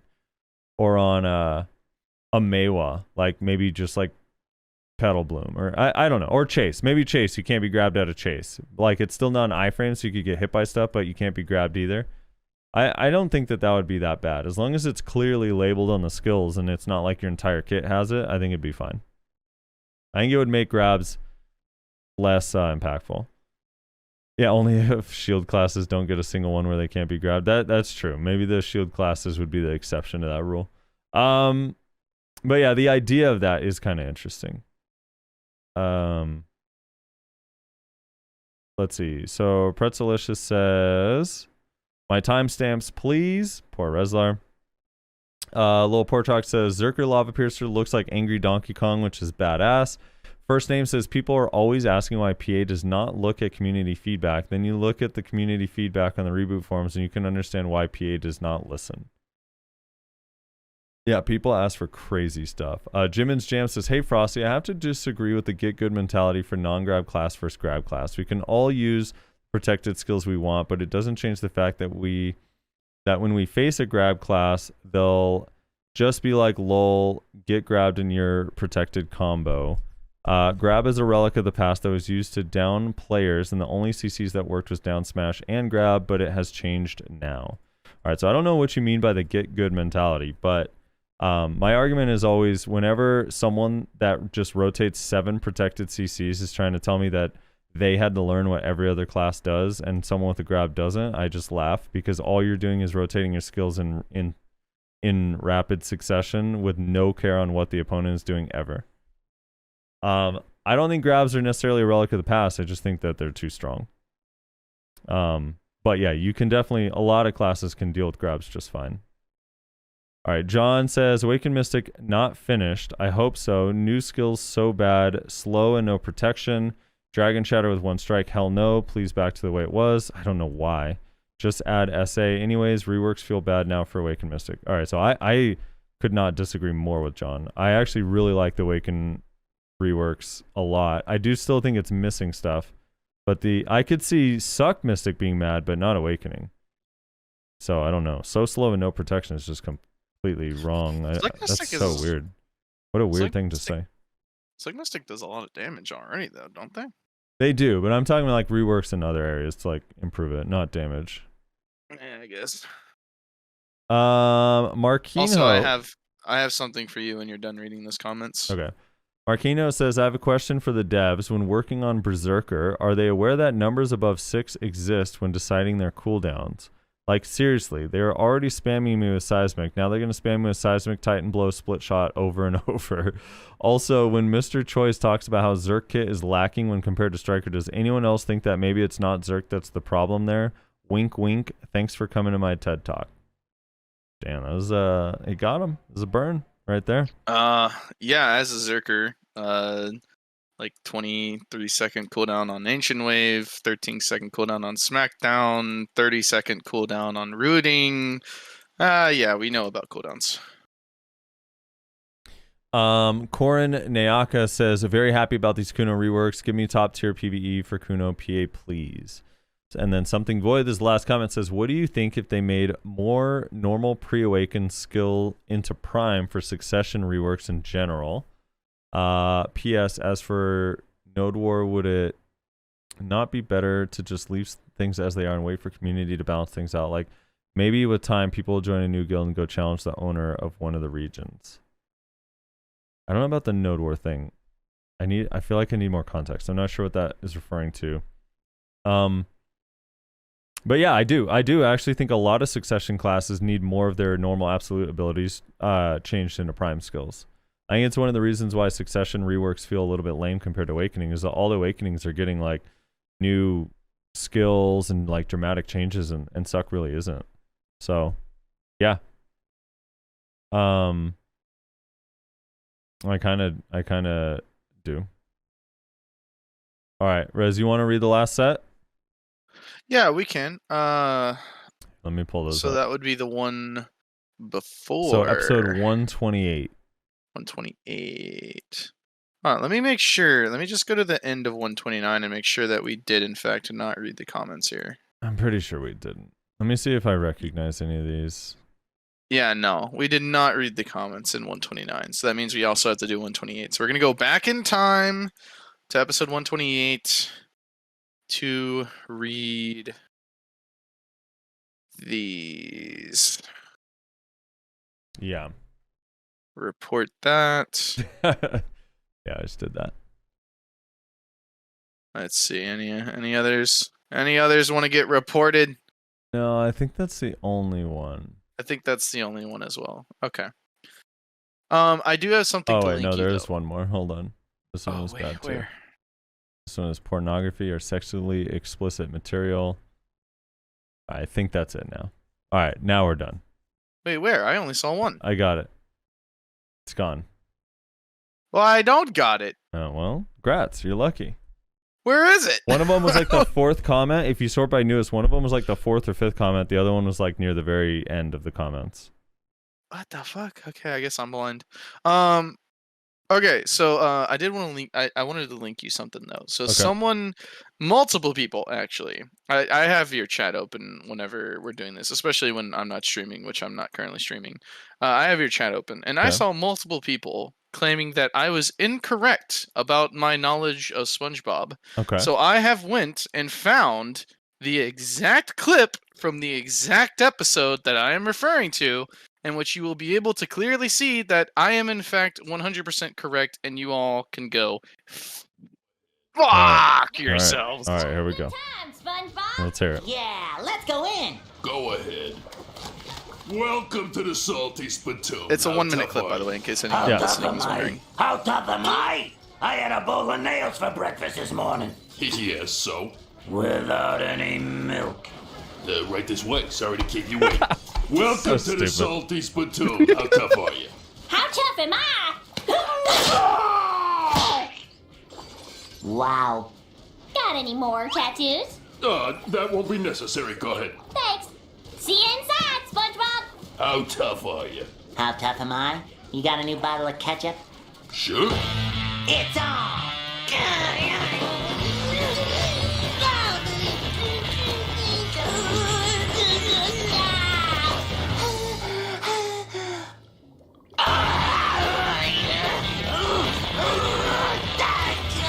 SpongeBob trying and failing miserably to open the ketchup bottle. Water. Get out of here. This place is too tough for you, little man. Too tough for me? That's downright ridiculous. I'll have you know I stubbed my toe last week while watering my spice garden, and I only cried for 20 minutes. Listen, kid. I think you'd be more comfortable over at that place. Weenie Hut Juniors? Are you saying I belong in Weenie Kalani Hut was Juniors? wrong. Oh, no. Sorry. I was actually pointing to the place next to it. Super Weenie Hut Juniors? Yeah. Unless you think you're tough enough to fight me. All right. There you go, Rez. That was the episode. Rez was You right. can in fact see that is the episode in which Weenie Hut Juniors does make an appearance. So I was correct. So screw you guys, Frosty's chat. All right. Here we go. All right, yeah, comments. Here we go. Sorted by new. Hopefully everything's gonna load properly. Sometimes it doesn't. Nice Restart at the Photoshop. bottom. They're saying that you originally were saying that he was trying to get. I don't know what he was saying. Trying to get into Weenie Hut Jr. I don't know. No, I said I. That's not what I said at all. What the fuck? All right. Anyway, House of Mana says first. Thomas Newton says second. Zavyon Moore says first the worst, second the best. Well, you're third. So, Convex says I hope the Meiwa feels better for the rework reaction. Get well soon, Nyashi. Oh yeah, he missed this episode, didn't he? Because he had COVID. Oh man, that's a name. I think it's just supposed to be OO Rapid OO. What is happening 5 hours and then a little cheer emoji. Yeah, this has been for the people who like long shows. This has been a good month. Ollie Speed says Suckvalk needs faster attack speed on SOJ Sword of Judgment, I believe. Yeah. Also, give back our accuracy duration. This is all Suckvalk needs, but the devs seem clueless, giving shit no one asked for. Dude, okay. Oh boy, gonna get Frosty no, started. It's just I'm starting to get tired of this sentence. You never in the history of this game are they going to give everyone exactly what they asked for, or any game ever. You gotta let go this whole giving us things no one asked for. When they make changes, they're gonna make changes that they think are cool or interesting or innovative or something they've come up with for the class. It's never, ever, ever going to be exclusively changes we asked for. It's just not. That's just not how class design and game development works. Like, when they rebalance League of Legends, is it only things people are asking for, Rez? Oh God, no. No, it's never that. Almost never. They're It's always what people gonna are give, asking for. Yeah, they're always going to give things people are not asking for. That part like just doesn't need to be said. It just doesn't mean anything. Anyway, go on. Anyway, going on. Styrofoam Rock says, I feel like Awakening Valk would be improved if the pre-awakening of Valk would get improved. More damage, protections, and AoE range in our pre-awakening world, or I guess would give us a ton of extra skills to add to our awakening rotations. We already swapped the pre-awakening a lot, so why not give us a little reason to play around with it along the lines of classes without grabs? What about a guard break type grab? Basically a grab, but it only works on player that is currently using frontal guard SA block. I don't know anyone else have opinions or ideas. Yeah, I mean, there's been a lot of things floated around. Yeah, Valk's a weird one, man. Valk's such a strange class. I don't. Their pre-awaken kit does feel like it doesn't have as much. For sure. Like, it has some stuff, but it doesn't feel like it has. It like, feels like I don't know. the only time I feel like I see an awakened Valk go into pre-awakening is to like buff themselves or like heal or something, and then they immediately are back in awakening again. I don't know. Maybe that's incorrect. I don't play Valk. I've never played Valk, and there's not a lot of them left, but I feel like that's the case. FGMXD says, I don't want to be overly negative, which is a good way to start off your paragraph in which you're probably going to complain. But comparatively speaking, DK so far has one of the worst reworks overall. I don't play Ninjas would like to have a word with you. But this was in the past. This was, keep in mind, this was 3 weeks ago. It was wrong 3 weeks ago. It was wrong today. It's wrong 2 weeks ago. It was wrong a week ago. I don't play Succession, so I can only speak for Awakening. SA on Seed Flow, faster and longer airstrike, split dust are the only changes I personally feel are amazing. I like how he lists 3 changes. Please reread that. Reread that one more time. Please. After pressing they got the worst reworks. Go ahead. Yeah. SA on Seed Flow, faster and longer airstrike, and split dust are the only changes I personally feel are amazing and will be impactful. God. Yeah, I too am chuckling at the irony of saying it's the worst rework ever created, and then naming in quick succession 3 or 4 things that are really good changes. Let's see here. And the other improvements are mainly just QOL related. All DK's current problems are all DK's current problems, such as insufficient number of good CCs and no way of dealing with SA block classes or gauntlets, besides overgearing them, still remain because they have not been addressed at all. I think DK will remain, as Mado pointed out, just an average class after rework or below average, considering how much they have buffed other classes so far, e.g. Awakening Sork, who has been a much better class than DK for a very long time, yet she received better improvements. I honestly expected more from PA, considering DK has not been a go-to class for years now. I was expecting more from PA regarding DK because they got to sell that little statue thing. Yeah. If you view DK as a bottom tier class, then yeah, the rework isn't very good. For sure. Unfortunately, DK isn't a bottom tier class, so for them, the rework is pretty good. Considering Well, what they already 7 have. people liked his comment, Frosty, so that's Yeah. 8 people that disagree with you. There's a lot of. Well, it's funny too because if I'm talking to Sorks, like a lot of these Sorks, like, man, I just wish I could do the damage that DKs do. Yeah. I think they'll be fine. Also, I don't know what people mean by quality of life anymore. I've lost the understanding of this phrase. I don't know what quality of life it feels means. like some people have different like meanings behind it. Very different. Like meanings. they'll take things that are straight up buffs and then be like, "Oh, it's quality of life." It's like, "Wait, what?"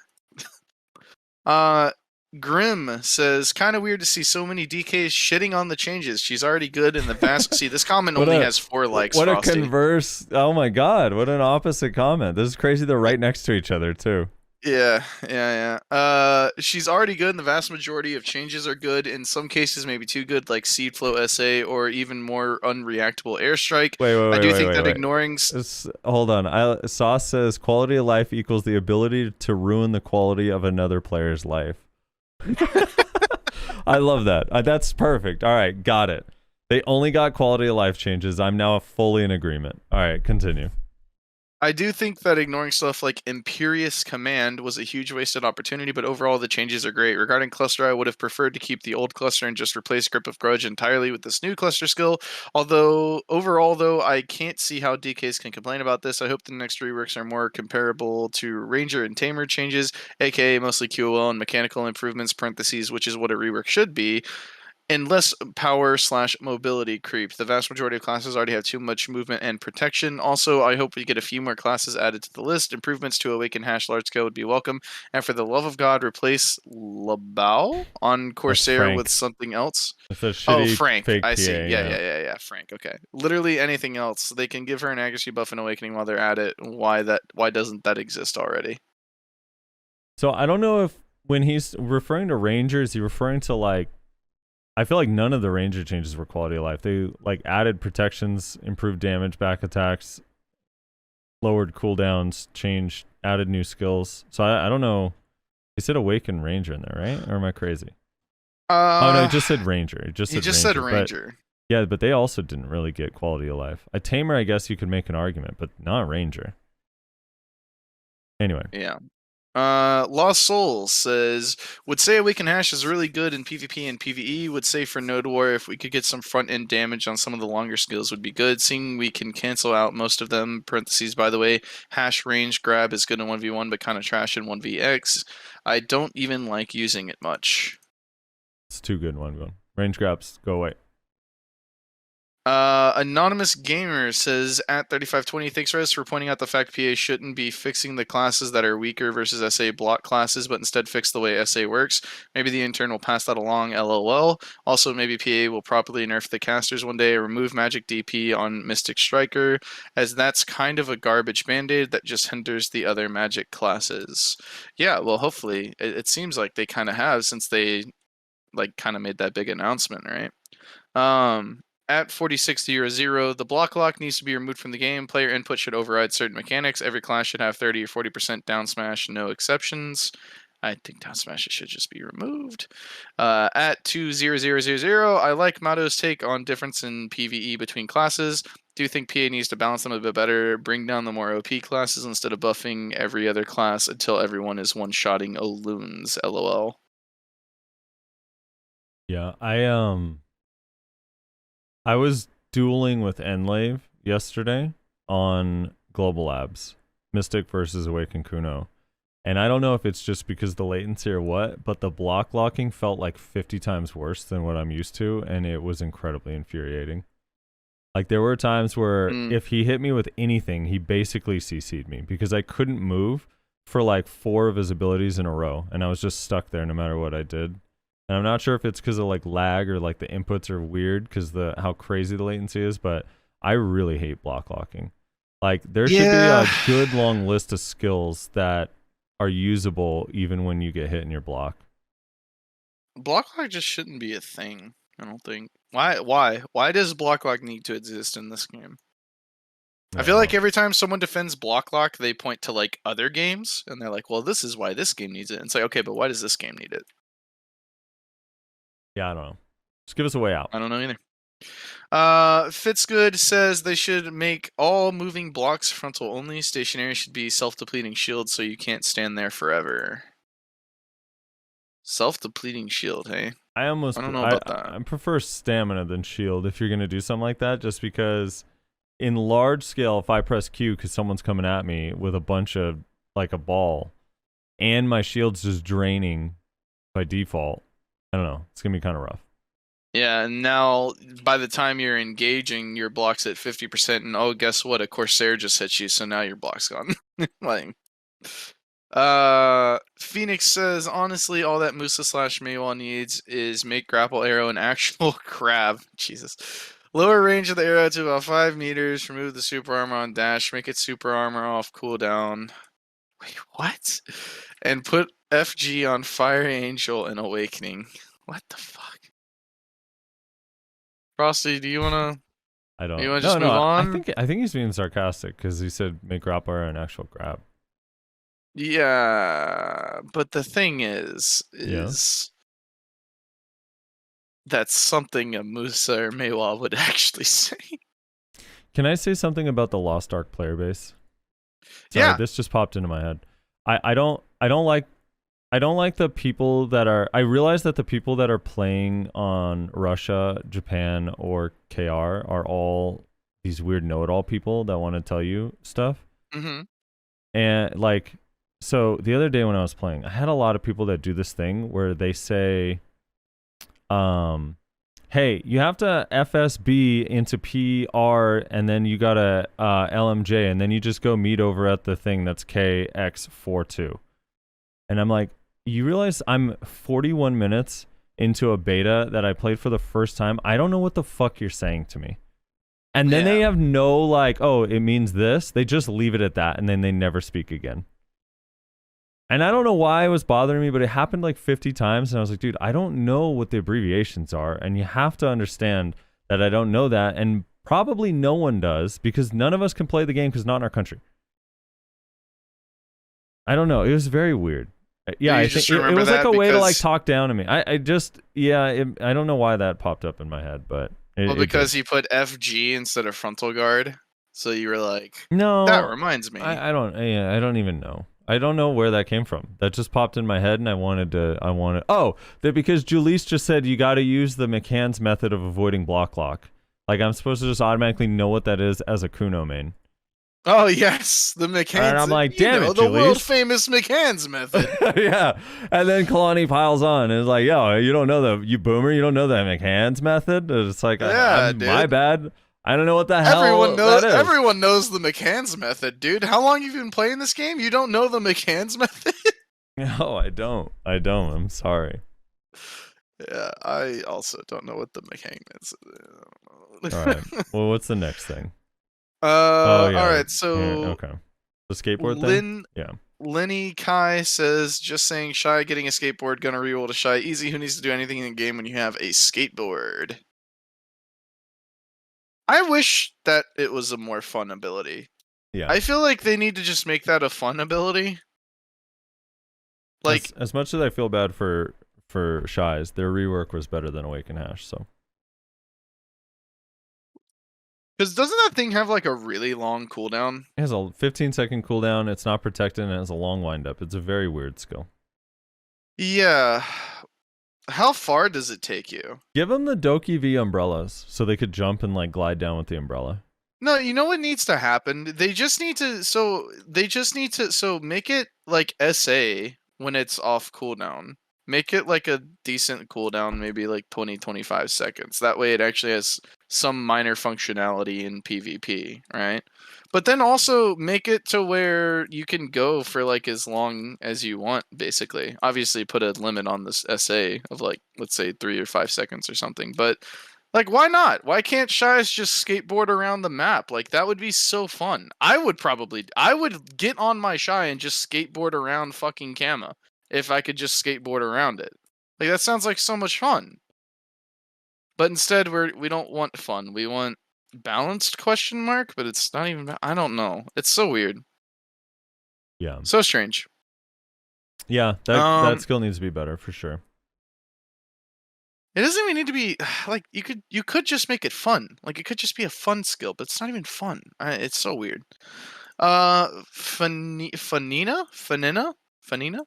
LOL essay block ranting again. It's just repeating the same boring talking points again and again. No new ideas for months now. Not even worth listening to these discussions for the reworks anymore because this is the only thing Frosty wants to talk about ever. Nothing about how the experts feel the reworks are or what's changed, how it could affect things, just right into how they currently deal with essay block.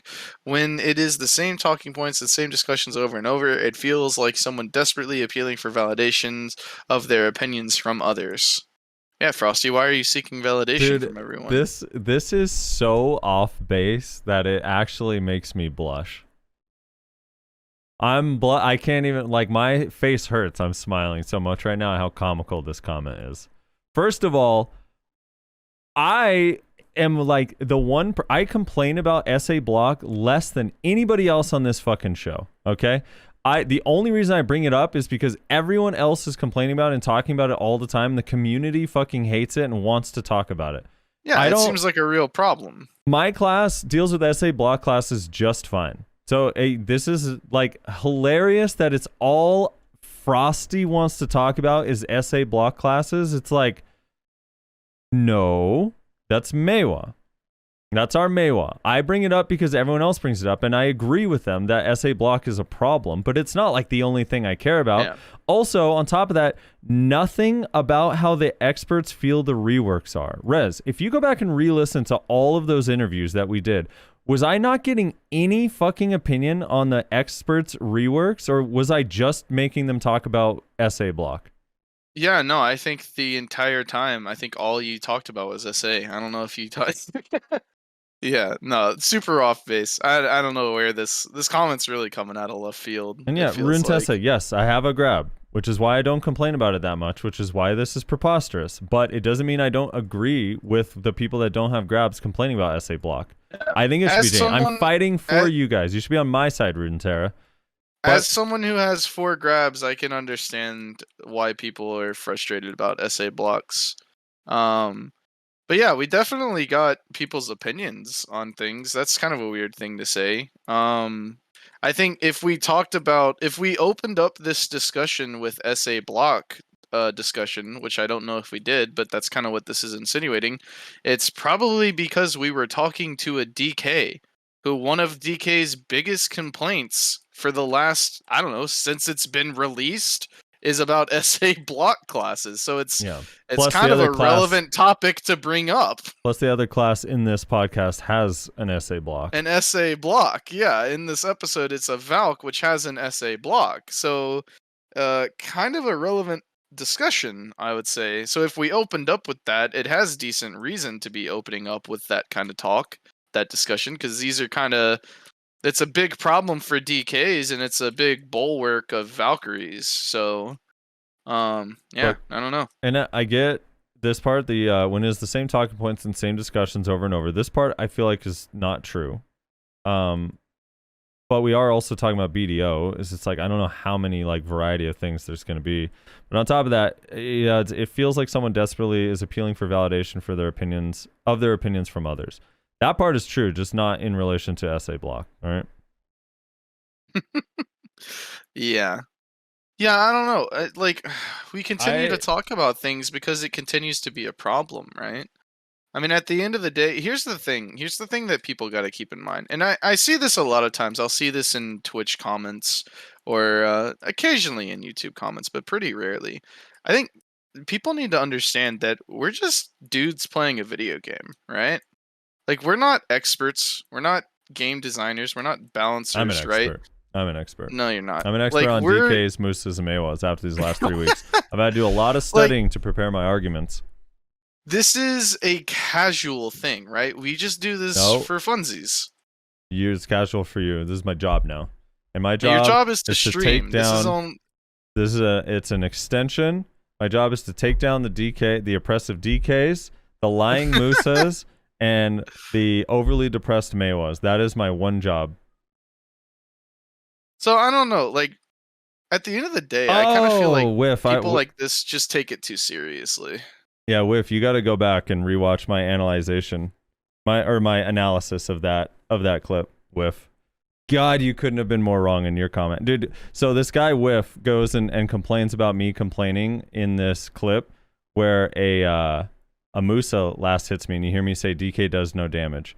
In this clip, I slow it down. So Pepper, Pepper is not known for being one of the most geared DKs on the entire server, but Pepper comes up, he hits me with Spirit Legacy and Seed, and does 3,000 damage. We slowed it down and broke it down. He does 3,000 damage to 389 DP in a node war in 1.2 seconds. 3,000 damage he does while I'm standing up looking right at him.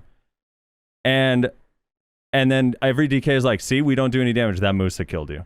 So you're wrong, Frosty. You're wrong. LOL. With rewatch it in slow motion, see what actually happens in that clip.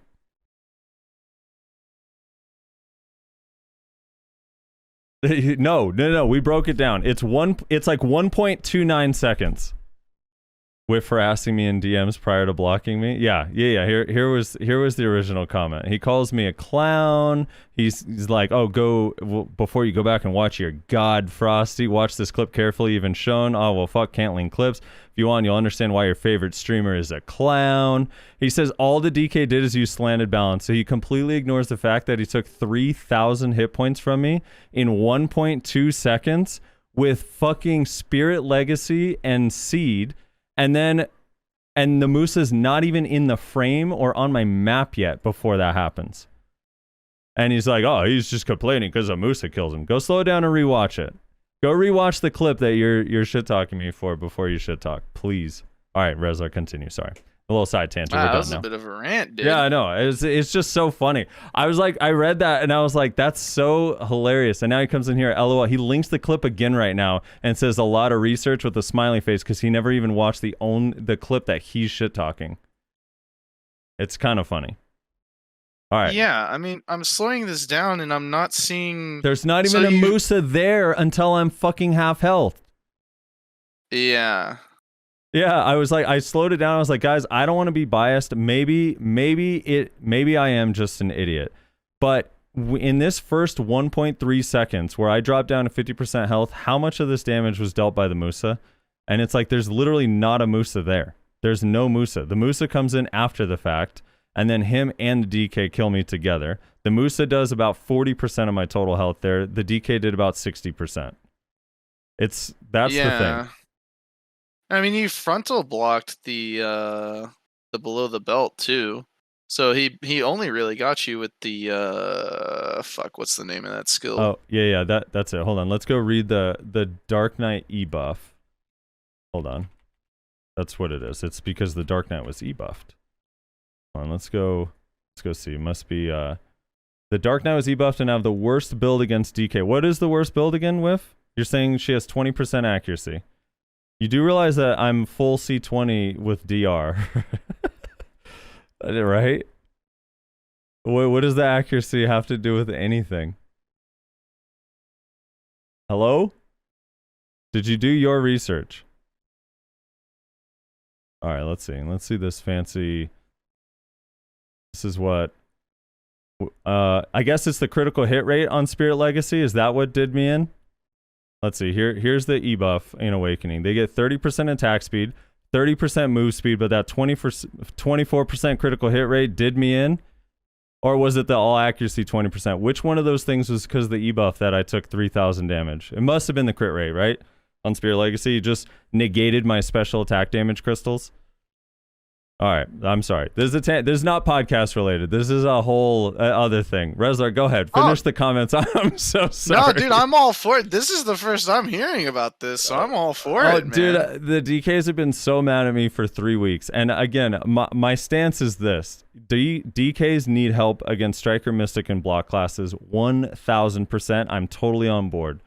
But I just don't agree that DKs don't deal damage to everybody else because they do. And it's a lot of damage. And so far, every argument that he's used against me, he's literally just been wrong. But he's calling me a clown while also saying it.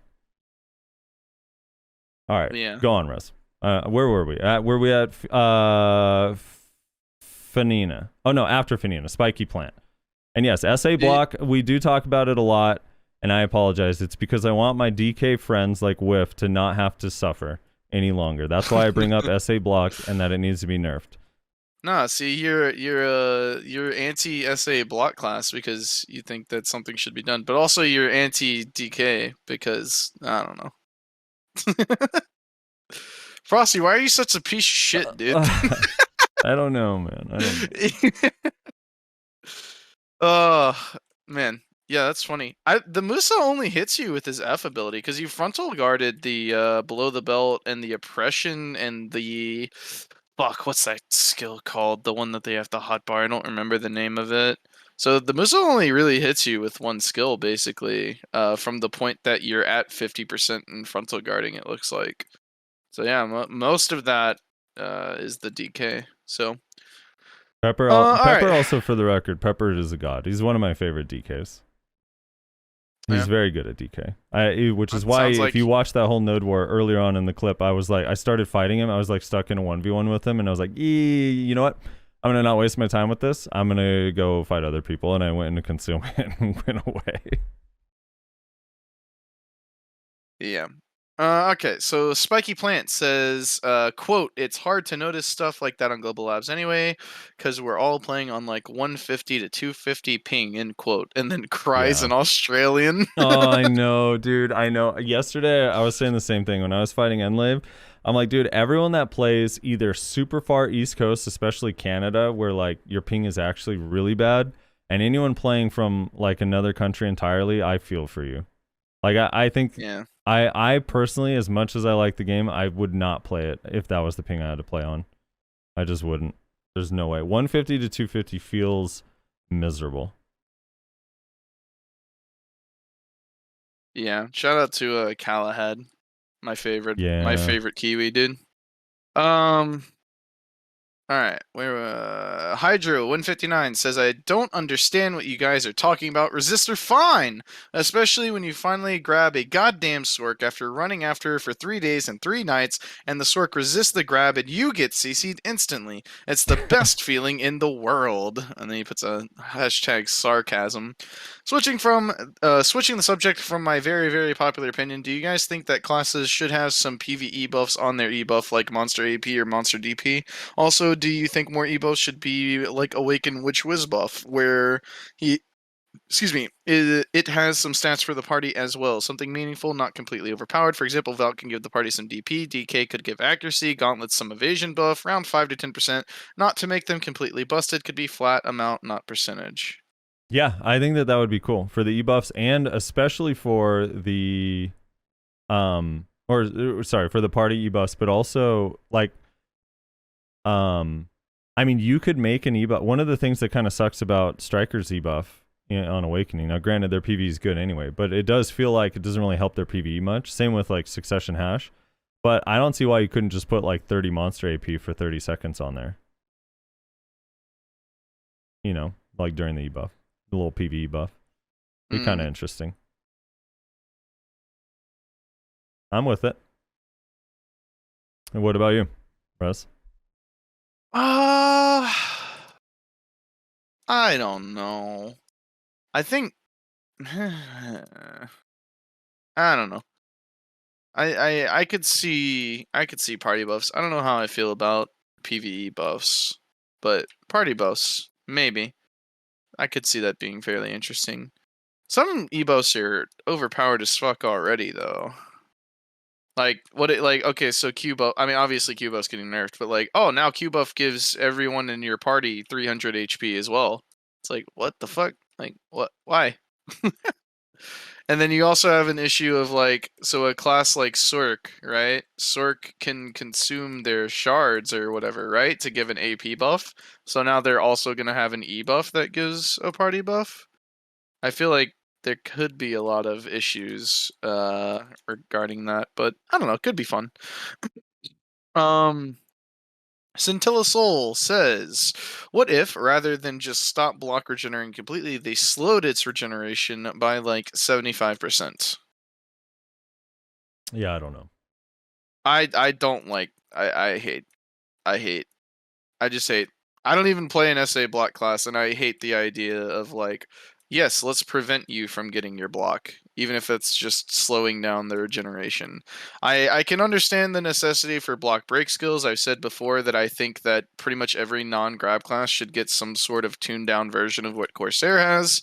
I hate the idea of let's prevent you from regenerating your block. Don't like it. Andre, Mian, sorry, do you have any thoughts on that? No, I'm kind of with you. I think a different resource would make more sense, like stamina or something over time. I don't know. I'm not really sure, but yeah, the block regeneration thing. I feel like it's just as harsh, slowing regeneration if it doesn't come back. Like, when are you gonna have enough time to actually recover it? I don't know. Andre Mian Tapala says, Frosty, you have a Windows update. Did you update your Windows, Frosty? I think I did Since from that 3 time weeks he ago? said that, but I have not added Windows 11. I'm probably gonna actually do it this weekend, see what it's all about. Alright, prepare to have everything broken. Musassin says, I wish one of Musa's skills had an 80% down smash. Hashtag feels bad man. Edit 1 finally pen Blackstar and 267 fail stacks. Woohoo. Congrats. Edit 2 at Reslar. Oh boy. I can sort of see your statement with Dragon Bite being a quick CC, so let me ask you, when have you ever fought a Musa and when you went for a grab and he debites you from the front, did you get stunned or did your grab? Yes, I've gotten stunned. Yeah. Also, let's not forget that Dragon Bite got nerfed. Okay, when they decreased the hitbox, but for whatever reason, range grabs like Lon. I like how people. I am so. You know what I'm sick and tired of, in all honesty? We're sick of I'm everything. so Reslar. tired of people bringing out comparing their class that's like fine, average, maybe below average, to the most busted shit in the game. Like, yes, Lon's range grab is powerful, and that's why no, Musassin. No. Lon's range grab is bullshit. You know this. You know that we believe this. It's bullshit. Range grabs need to go. We agree on this subject, and you know that we agree on this subject. So why are you trying to use this in an argument against me? I don't understand. It's so annoying. Yeah, like Lon's grab is universally agreed that it's too busted. Even Elida, when he came on the podcast, even Elida said that he wished the grab was nerfed. And he mains the class, so that's why it's a bad comparison. But yes, for your example, yes, all of the time when I go for a grab, they Dragon Bite counter me. That's a very common occurrence. Yeah, every time. I mean, I'm lucky enough that Zerker has 2 protected grabs, so those I don't get CC'd in, but when I go for my fucking rooting, yeah, quite frequently, I get CC'd out of rooting all the fucking time whenever I use it, so for the other classes that have unprotected grabs, like Frosty on his Kuno, I assume it happens quite frequently. Because it happens to me on my unprotected grab. So yeah, happens quite frequently. Jesus Christ. Gerdavzo? What if resistances are changed like this? For example, if you have 60% KD resistance, you take 30% less damage when you're knocked down. This way RNG would still be there because you don't know what the best combo to use against the player, as it is highly dependent on what type of resistance they are running. See, I like that he's trying to meet in the middle, but at the same time, it's like, we don't want the RNG at all. Yeah, I think you're kind of missing the point. The RNG is the problem. Yeah. Yeah, I don't know. I don't know how I feel about that. I don't know. I guess it wouldn't be. It can't be worse than what we have now. No, yeah, but I'd much rather Right? DR, because if someone so when you're in the middle of comboing someone and you notice like fairly early on that they feel tanky and you're probably not gonna be able to kill them and you back out. But when they surprise get up because your CC didn't work, that's where it's really annoying. So it would still be better. Yeah. I feel like better system than what we have now. I don't know how I feel about it if it were to be like the solution. That being said, not a bad idea. Scintilla Soul, another comment. I've already given up on the cheap pen system as someone who's only recently just committed to grinding. I was selling all my BMCs for money, and now I'm stuck with a 75-hour grind to get the 400 BMCs I need for the system.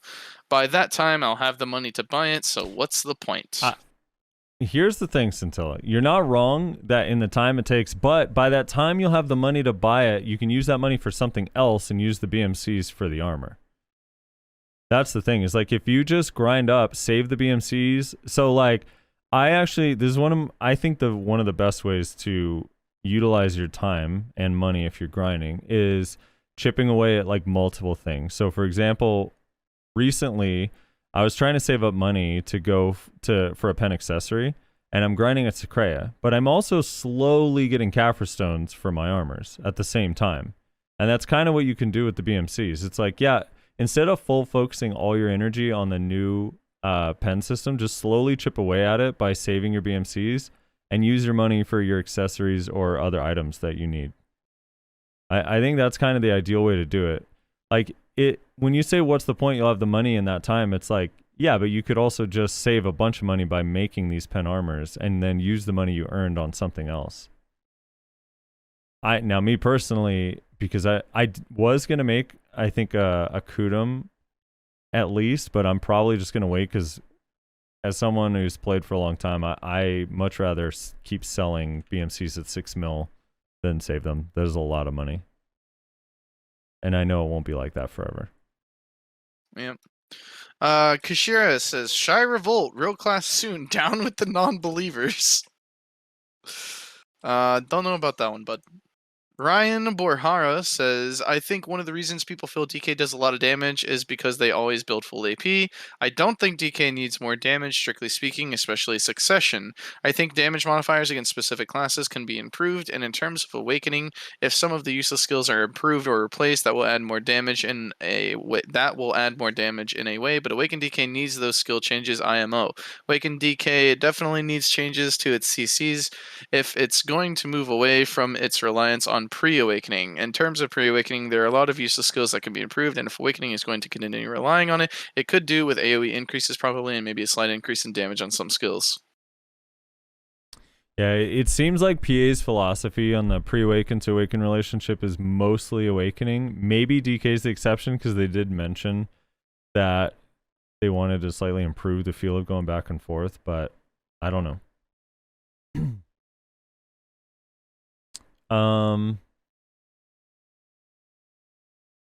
Yeah.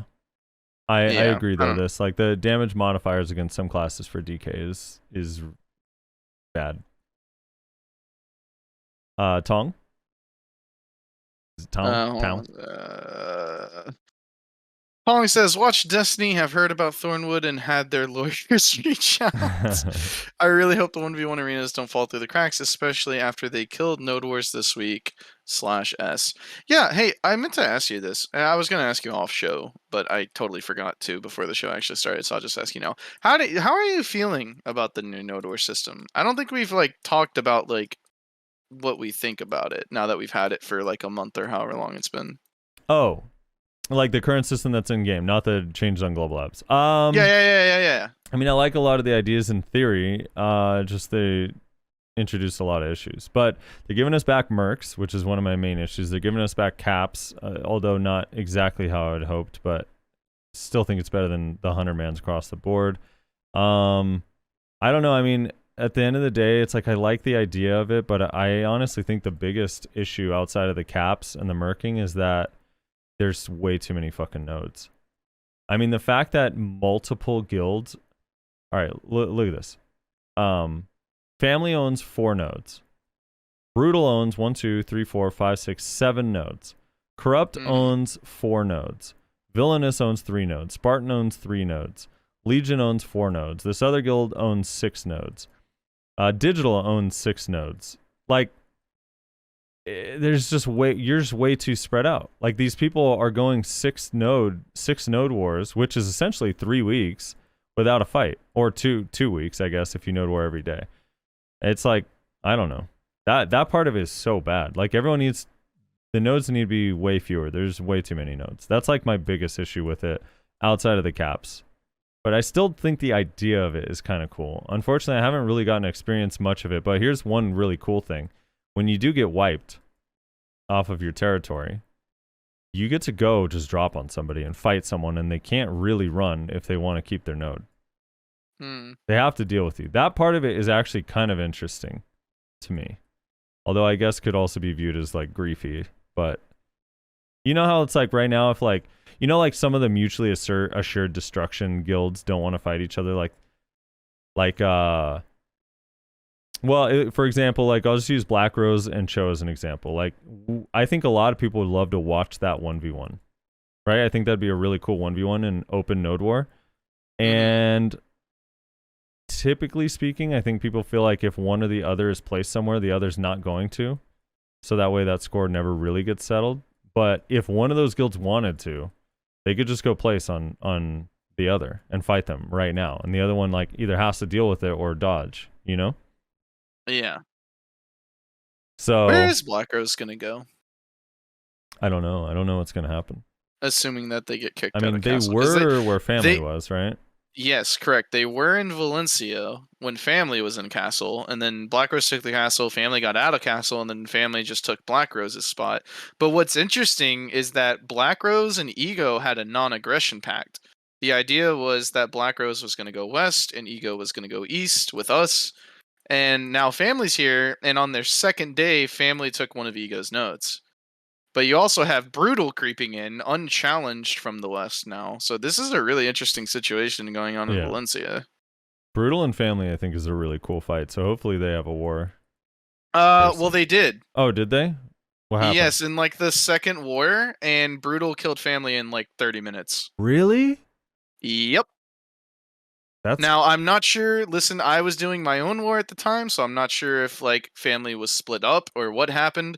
All I know is that Brutal and family both placed on, I think it was ZZZ's node, and family died in 30 minutes. So also, why are all these guilds? It's November 6th. Why do all these guilds have Christmas logos?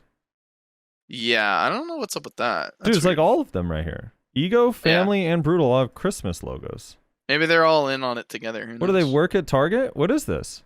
You're not supposed to put out the holiday stuff yet, dude. We're way too soon. Also, Axiom has a Santa hat. Yeah, they do. They have a Santa hat. Yeah, they took a. Yeah, I don't know. Oh, it says that was not a real fight. Brutal and family 2v1 Spartan, then Brutal walked. Wait, that doesn't make sense. That doesn't make any sense. I don't know. Anyway, yeah, but overall, the family lost, so that's not the fight that I'm referring to. So incorrect. Because family lost the fight that I'm referring to. Brutal won. So, but yeah, we were also really concerned that Cho Nation was going to come over here. Oh, family walked, not Brutal. There we go. Oh, family. That makes more sense. Okay, family walked. Okay, family walked. Okay. We were really concerned that Cho Nation was going to come over here because you know how Cho Nation loves to play Dynasty Warriors, right? Yeah. And so we're sitting over here dealing with this 8 Guild Weenie Alliance, and we're like, dude, fuck, these idiots are going to drag Cho Nation over here with this goddamn bait of Dynasty Warriors in the desert. Thank God they decided to go to Gamma instead. Speaking of icons from earlier, I love Turtle's icon. Turtles? Yeah, look at they own Valencia right now. Look at that logo, dude. That's the cutest thing I've ever seen. Oh, that's adorable. Look at that little turtle. That thing is so cute. All right. Oh, Barcode owns Medaya. Yeah, Christmas. It's a little early for Christmas. November 1st is not Christmas, people. Yeah, it's a little early for Christmas. I feel like the look, this skill too, Big Game Hunter is also Christmas logo. I feel like Christmas stuff is okay. Like if you want to listen to like Christmas music and start getting in the holiday spirit, I feel like it's like the day after Thanksgiving. That's where you sort of transition. Look, Cho Nation is standing up for Thanksgiving right now. Look at their emblem in Kama. Oh yeah, they got the turkey. Yeah, they didn't skip the whole month. I respect that. They're standing up, dude. They're saying, no, it's not Christmas yet, you fucking degens. It's a turkey wearing the Musa hat.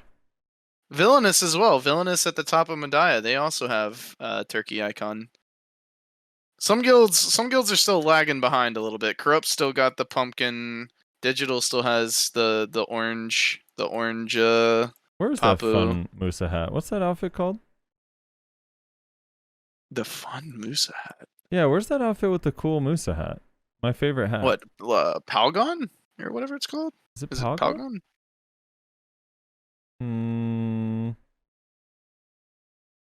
No. Oh wait, is it? No, not Palgon. Palgon also has a fun hat. Oh, where, I don't know. Which one is it? You guys You know what I'm research talking that. about? I'm gonna read the Royal next comment. Enforcer. Okay, this is. Oh, here it is. There it is, dude. That hat. Look at the Royal Enforcer hat, dude. Okay, now They have that you're on their making me- turkey. I get it. Hold on, let me go see. What are you talking about here? The Royal Enforcer hat, dude. The cool one. The hat the one that's a thimble with a disc. Oh yeah, yeah. It's a great hat. But That's depressing. But the turkey that Cho Nation has is wearing the Musa hat. Yeah. You know that's what really sucks cool. about Royal Enforcer? I Is- forget which class it is. I think it's Sage. That's Sage's Halloween outfit. I know. Is it Sage? I think it is. I think you're right. I think it is Sage. It's so. I feel so bad for the Sages. They got fucked. Look at it, dude. It's so bad. Look at It's it. awful. It looks like this dude's wife dressed him up and he didn't want to have to wear this for Halloween. Yeah. It's like, look at that face. He's Oh all my grumpy. god, it looks so bad. Oh my god. They got done dirty, dude. They got done dirty. Real bad. Yo, did you see the new Archer outfit? Yes. It looks very cool. My god. Dude, the bow looks like it was designed by a sage. Bro, the week before with the warrior outfit and now this archer, why are all my old classes getting good outfits? What is going on? Yeah, let me find a picture of this one so we have it. Hold on one sec. Archer outfit. Where are you? Aha. There it is. I think got I it. can find it if you can't. I You got it? Yeah. Dude, the bow. Yeah. The bow looks really, really cool. It looks so good. It looks so fucking good. Oh my god, my wallet. Okay, let's get back to comments here. We got a bit distracted. We have 3 more to go. Focus up, Frosty. Let's go. All right. Judd Spark says, only thing I'm going to say is that you guys are great. So many great things said in this podcast about Shy, but we all want to be donkey riders. Okay, I just wanted to be absolutely clear. The donkey is Shy Crack, and we want it. Dream Donkey couldn't get in the game soon enough. Nodders, if you kill our donkey, OMG, you just don't kill the donkey. Shy Army will find you, put you in a dress, parade you around town. We have a band. We can do these things. Dude, Shy's crazy. That is crazy. Jimin's Jam? I feel like I said that horribly wrong, but we'll go with it. If what Shaky Bay posts about the new Musa re-nerf is true, then it's been a good 3-year ride as a Musa. It's very clear now PA hates Musa Meiwa. It's not like they will fuck up Ninja rework, right? God. Yeah. No comment. Air Ellentina says, great podcast until this guy just started bitching about Guardian and Corsair. We all know how broken they are. Really repetitive to hear it in a podcast themed about unrelated topics. Who was talking about Guardian Corsair? I don't know, but I find it hilarious that it's themed about unrelated topics. We're talking about DK and Valkyrie. And I don't know about Corsair, but Guardian for sure. I know that is a hard matchup for DKs, right? Because it's just SA block class. Yeah. Oh look, Resler, your doppelganger's in chat. There's Bear. Oh my god. Alright. That's it for the comments. That's it for the show. Close this out. That's it for the show. Yeah, this has been going far too long. Remember when we said we were going to speedrun this? Good times. Yeah. Alright, yeah, thanks everybody for watching. Hopefully everyone had a good time. Bit more of a relaxed show this week. If you want to check out any of our streams, you can find them in the description. Twitch.tv/SoFrosty for Frosty's stream, Twitch.tv/NotReslar for mine, and Twitch.tv/Nyashi_NA for Nyashi. What the fuck? Oh, sorry, never mind. Yeah, thanks to the patrons. Thanks for all the people leaving comments. Sorry we had to do a little bit of a catch-up, but leave a comment, let us know your thoughts, and we'll read it next week. And yeah, that's it. Catch y'all later.